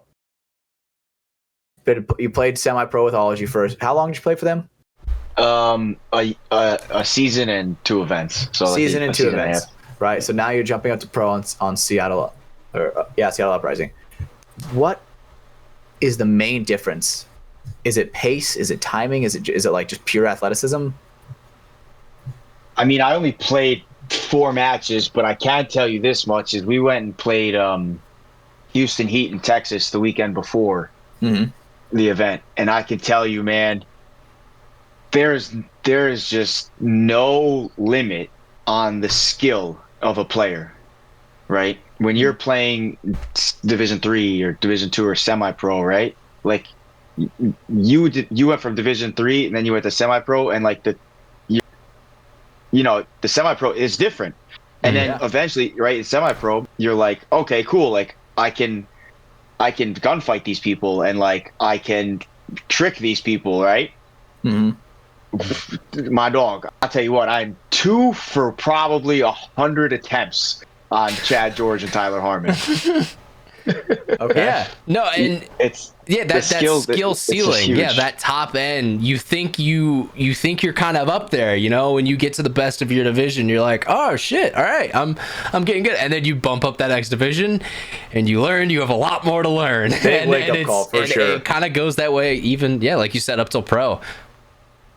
Yeah, it's the timing, like right in semi-pro, we have like opportunity, like we can lull people into stupid gunfights, right?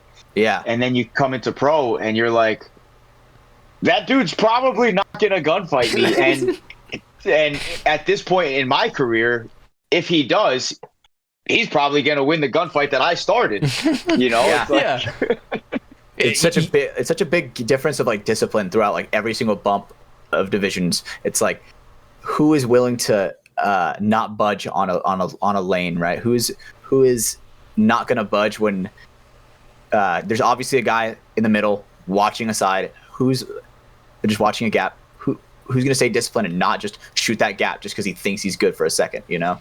So I think and I think that is the biggest thing that you see with like the pro level play too, is where that discipline becomes like smart discipline, where it's like, okay, you can break out, hold across all day, every day, that you still may lose that point. you know, if you don't understand how to play off what the other team is giving you. And that's what I think you see in pro so much, is guys being able to read and react, being able to understand what's going on, and then knowing, okay, I need to get to this bunker so I can do this job, and then hopefully my team can help win, you know, down this side of the field, which is something you do see in lower levels. Like, don't get me wrong, in semi-pro, you do definitely see a lot of these smart teams that are able to put shit together, but it falls off quickly. You know, when you see it at the top couple levels of that team. Sucks when you lose someone off the break. Yeah, and you see that. I mean, dude, with D2 down, you got a free ball. Everything, you know, you got the perfect plan, all 5 shooters, everything's lined up. You lose one of them, whatever, you know. At that point, it's just you're playing free paintball. It's just a gap is open for the enemy to come to your side. But as Mark could probably confirm, you shoot one off the break in pro, that don't really mean shit. It just means there's one less gun. You still have to go dig them out though. Like, yeah, man, it's fucking. These dudes are so good. They're so good. My dog. I always wonder, right, when I watch Go Sports, I go, what are these fucking guys talking to the refs about? What are they bullshitting about?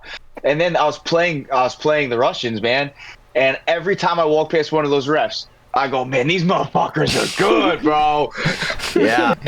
Me. They go, yeah, bro, yeah, they're good. No, those refs are great. The pro field refs are some of my favorite guys. I've had some great conversations with them over the years. But yeah, it's a different beast up there, man. And it's something that, you know, it's funny because I've heard your story. I mean, I've heard from every guy I know who stepped up from semi-pro to pro. It's always that, like, that was wild. I get it. All right, time to get better. Like, and you know, and it's never a defeated type of statement. It's never like a, oh no, I can't do this. It's always just like a, all right, well, you don't know what you don't know, and they're a lot better. So, okay, now we got to figure that level of game out as well. Yeah, like, go ahead, Mark. No, I was just agreeing. Go, yeah.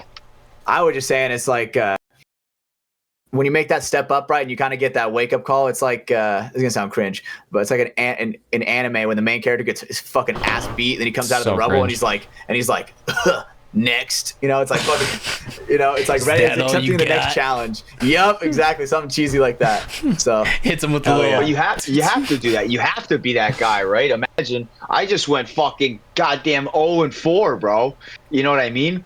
But like, what am I gonna do? Be upset? It's like, no, like you have to come back like 10 times more dedicated for this next for Chicago. Yeah. Right? Because now we're in 19th place, bro. We're like, you know, we're there. Mm-hmm. So like we have to come back even stronger now. So like now, right now I know what I know, right? It's now not so much that I don't know what I don't know at this point. Mm-hmm. I still don't know fucking a lot. I still don't know most of it. Yeah. Right. But I know something now. At least I know something. Something to work off now of. I know. Right. Like I had something to go off of from semi-pro, right? And that's what, like, you know, like Ben and Josh and Joe, like these guys tell me, they go, at least you got something, you know? I'm like, all right, yeah. And so now I I will have say, something in pro. if you're spending time in semi-pro, those are probably some great minds to spend it around, because they're guys that are gonna help get you better at paintball pretty quick. I mean, I've seen it with my own 2 eyes. Semi-pro is basically, there are so many people that are like right on that cusp of like being pro, where it's like, I mean, fuck, I forgot what event it was, but dude, they like Impact didn't have Matt Derula, and Matt Derula played semi-pro. You know, it's like there's always people that are ready to be in pro at any moment in semi-pro. Yeah, well, I think a good way to say it is like, if you know, let's say this was a decade ago, any of these top semi-pro teams would be the 10th best pro team.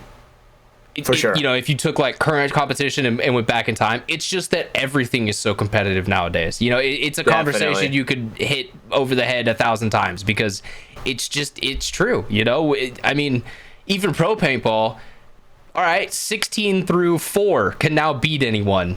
It used to not be that way at all. It used to be 1 through 4 wins, and then it's kind of, you figure it out from there.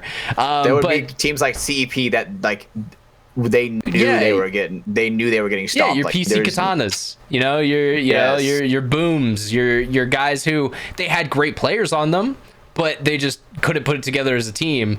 And now Ology would shit stomp them, honestly. Like, you know, PB Fit from last year would destroy a majority of the pro teams from the early 2010s. All of them? Hell no. Oh, yeah. But some of them, for sure. Like, it's how paintball goes. It's how anything goes. It just, as time, it's going to get better and better and better. And, you know, these PB Fit, the Blast Camp, they're great examples of kids who have grown up playing this game and now are pushing forward, you know, the top level. Whereas when they were kids, they were watching people do that. They were watching the Greenspans, the Frazies, you know, insert name here. Definitely. So what are you doing, Mark? What are your plans on for this next event? How are you preparing yourself for this next event mentally and physically? Well, so like about a month or so ago, I don't weigh a lot, right? I weigh like mid to low 150s. So I had stepped on the scale for the first time in like a month, and I weighed like 162, and I was like, I need to change. I'm not a really unhealthy guy, but I was like, I need to make a change. That's too much for me. If I'm not working out, which I'm not, that's too much weight for me. Yeah. So I changed my diet, and I cut like pretty much all the shit out of my diet. I cut like, not all, because it's still healthy for you, most of the carbs I was eating. So I don't eat pasta like every day. I don't eat pizza every day. I don't eat chips almost at all, right? And I don't eat chocolate, which I fucking love chocolate. So like these are things that I'm doing, right? Yeah. I take some like, you know, I don't take like steroids or anything, but like just healthy supplements, you know, like I take vitamins, shit like that. Yeah, you know? some Tren, keeping your some body HGH, right. Oh yeah, some yeah. D-ball. Yeah. Yeah, you know, it's just the good mix. Yeah, I got you. Hell yeah. gotta keep it fresh, man. Keep it fresh. Yeah, some TRT. Yeah. You know, just yeah.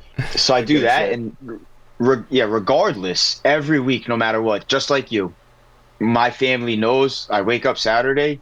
If they're up before I leave, it's family time, and if no one's up before I leave, then I leave, and I come back around the same time every Saturday. But every Saturday I go to the field. I do drills either by myself or with whoever else is there. Sometimes, you know, if the cartel guys are there, that makes it much better. So they come out, and then if any other guys are there from other teams, we do drills. So Saturdays is drills every Saturday, no matter how fucking bad the weather is. All year I do that. And then on Sunday, I go to either DBS or KC Crusaders, which is a local field to me. And we'll do just regular practice there. So but I have like a more of a serious focus now. Because I went and I played Event 2 WC with the BTA Butchers, and it was my first event with them, and we won. So we won the event, and now we have to defend that, right? So now it's this whole mentality for the whole team is like, sick, we won. We could keep joking and like enjoying the fact that we won. But at the end of the day, we know like, shut the fuck up, because who the fuck cares? We only won one event. You know what I mean? There's still 2 more events. So now I have to juggle a hopeful continuous winning with this team and fighting to become a good or what is the word? Like a comparable pro at the same time, right? Which a competitive, being in the mix, yeah, right. Which both come hand in hand. So I do things in my personal life to keep my mind right. Like I meditate, I pray, I hang out with people who do the things that I do and who stay on like good track. You know what I mean? Like I don't drink alcohol, I don't smoke weed, I don't do nothing. I don't even use nicotine, and I stopped the nicotine 100% because I wanted for me to have better lungs for my daughter and to play paintball. Yeah. So I just dedicate myself to fucking paintball. Is really what I do. Just go full autistic mode and just give up everything, but you know, your one true love, and that's paintball. And so I mean, and maybe the family, you know, maybe take care of the family, but other than that, you know, you don't need it. Chocolate, we don't need that. Any of that shit. Yeah, nah, I had 2 chocolate chip cookies today, and I guess I'm happy, right? Hell yeah. All right, now you just made me a liar because I thought you just gave it up, but it's whatever. No, I think I gave it up pretty heavily, but everyone, you know. No, and I think, you know, overall that is awesome, man, because I think that examples from, you know, yourself, I know Colt's another guy who's doing it kind of publicly, like yeah, sometimes you gotta make some changes if you want to perform at your top level, especially in this sport. I mean, it's a brutal sport. You're playing outside in hot and humid temperatures through most of the year. I mean, I know you're not in the Pacific Northwest, but you'll start to experience that more and more as you go to NXLs. I mean, there's some events where it's just miserable to play in, and you got to go and perform at your best. So how do you do that? You make sure you're hydrated. Use your Liquid IV, promo code Mafia_Muffin, and make sure you go out there, a good night's sleep, all that stuff. It sounds cliche, but it is the truth, because it does help you perform better, or to at least your best, the best you can be. Very cliche. No, it's perfectly said. That is perfectly said. Not even cliche. Yeah, accurate. No, I'll tell you what, too, man. I eat a shitload, which up until about a month ago, I would struggle to remember the last time I had a fruit or a vegetable, and that's almost entirely all I eat. Like when I go to work, I have my whole lunchbox. It's got like 5 or 6 different types of fruits and like maybe a vegetable in there. And I bring a gallon of water, some eggs, and maybe like some tuna or some chicken. And I'm like, I feel fucking good, dude. That's a great meal. That's a great meal. Yeah, there's some good protein in there, some great natural sugars. That's all right. We love that. No, man, that's awesome to hear. And I think if anyone's like, well, does that work? Proof's in the pudding, man. We were talking about it earlier. I mean, it's not something that you just wake up out of bed and just appear on a pro team in 4 years. That's not how that's done. And so, there's probably a lot of people listening to this who may eventually, want to do that. And all right, there you go. There's some perfect examples on ways that you can start, taking little steps today to get yourself ready in a place where eventually, if that opportunity comes, boom, I'm in. I'm at the tryout, and I'm not going to take the spot, but they're going to offer it to me, and I'm going to feel prideful. Yeah, I do want to say on that note is like, again, I don't want anyone to think that I'm saying by any means that I'm the fucking, I'm like a really good professional, but like some of the things I did was that, right? It's like, I basically like, I asked her, but I kind of confiscated my girlfriend's car. She has a much more reliable car than I have. So like 3 years ago or 2 years ago, I don't even remember. It was I think it was the season before Ology. So it was like 2 years ago. I was like, hey, I need to take your car. And she's like, for what? And I was like, I'm going to go to Sacramento and try out for a team. And she's like, what? I was like, yeah, I'm leaving work early. Can I borrow your car and drive to Sacramento? And I went and I tried out for DMG, right? And I spent the weekend there and I tried out, and it didn't pan out for me, which is fine. But it gave me that experience, right? I was like, this is part of me, of my commitment is like, I love you, but this is what I need to do these things, right? And I just like never let anything get in the way of me. So it's like, even my daughter, like I love my daughter. You seen earlier, I love my daughter so much, Yeah. And I will give anybody $5, by the way, if you ever come to me when I'm dressed in my paintball stuff and I'm not wearing socks with my daughter's face on them. I only play paintball with socks that have her face on. That's sick. That's your little mojo thing. Dude. Yeah. So I love her so much, and it hurts me. It does to leave her every weekend and 9 times a fucking year to go to events.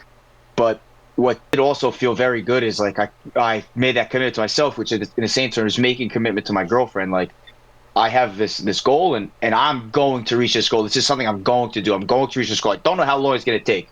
I didn't expect it to take 4 years. It took, who really knows? Yeah. But what felt really good. And I think there is something positive from that you could even go to show your daughter eventually and be like, hey, like when you have goals in life, sometimes you have to make sacrifices that you may not want to make, but you can't achieve those goals by doing those things. And so, I think there is a very positive aspect for your family as well there.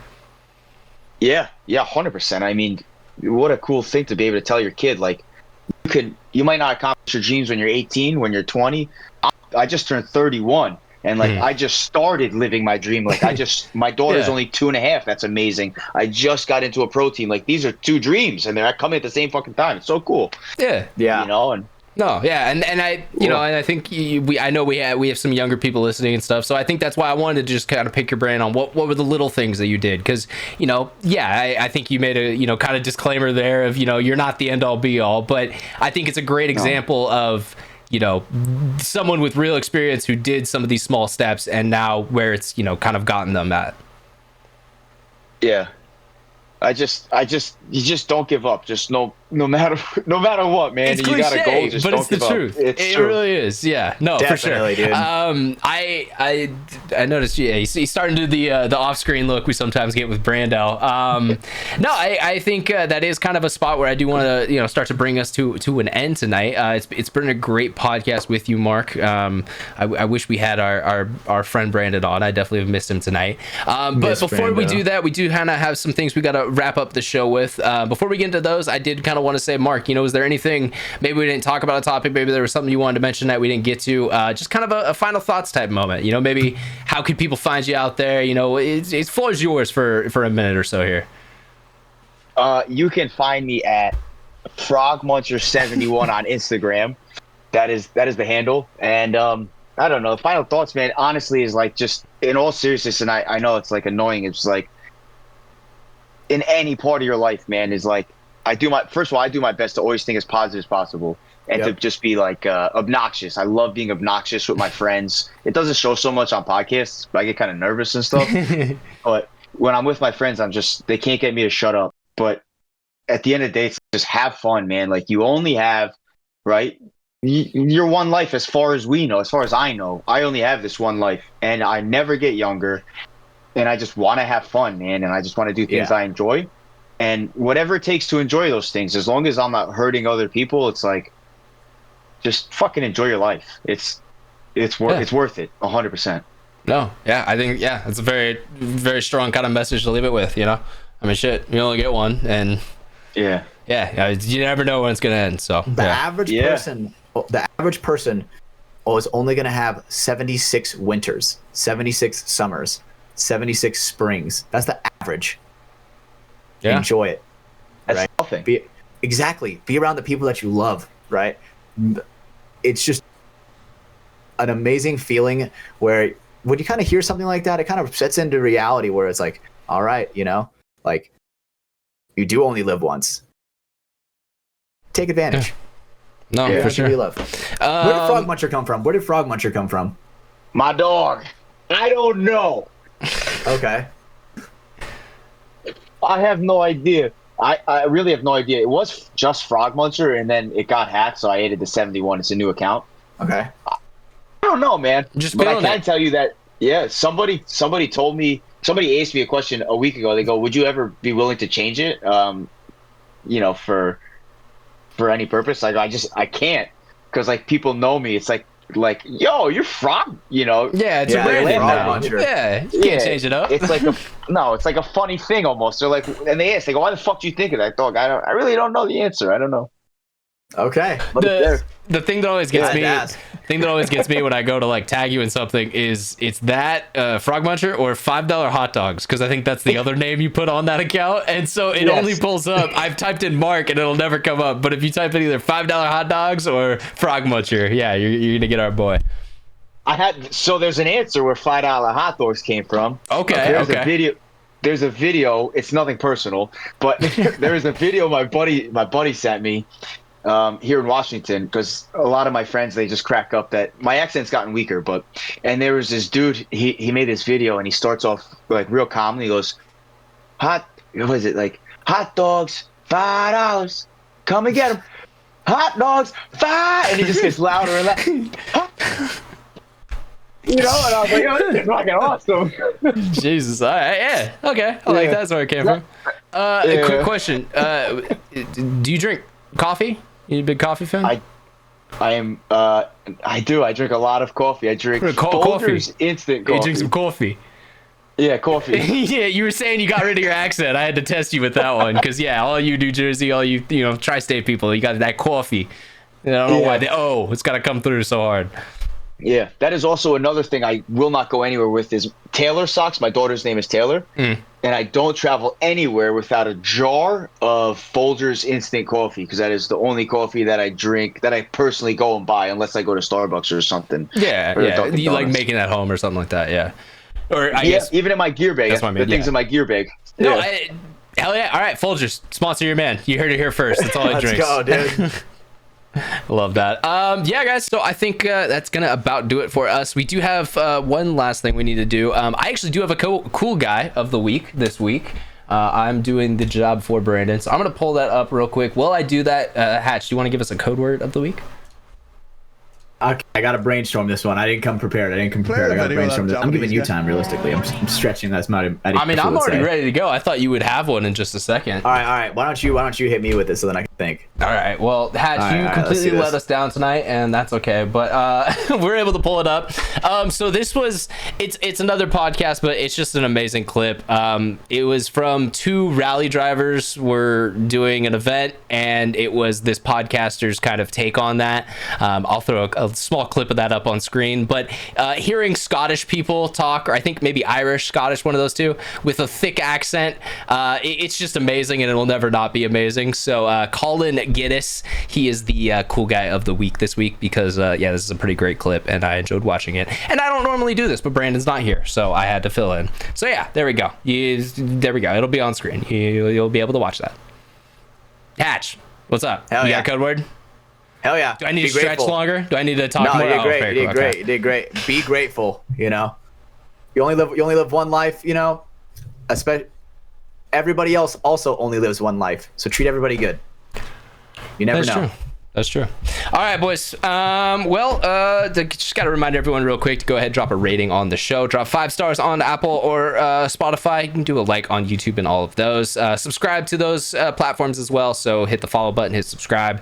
It'll give you a notification when we are live and ready to go with the next episode of the show. Patreon as well. Head over to patreon.com/Mafia_Productions. You can get signed up over there, get access to the show early without ads. You get bonus content. It's a great little place if you want to be a supporting member of From the Sidelines. We appreciate all the support from our Patreons, as well as the merch website. I'm wearing one of the pieces, the Mafia production stuff. The stabbers don't get stabbed. The From the Sidelines shirt. It's all available over at www.xxvthelabel.com. You can go check out our collection with them over there. Shout out Michael Diaz for his help that he gives us with that. And then last but not least, we have our 3 sponsors, Liquid IV. Use promo code Mafia_Mafia to check out at liquidiv.com and get 20% off your order. NECTR Energy, they've got their great energy pouches available at NECTR.energy. It's still the most unique domain name I've ever heard of. NECTR.energy, promo code MafiaProductions, all one word over there. It's going to get you a buy 2 get 1 free. And last but not least, Welt's Clothing,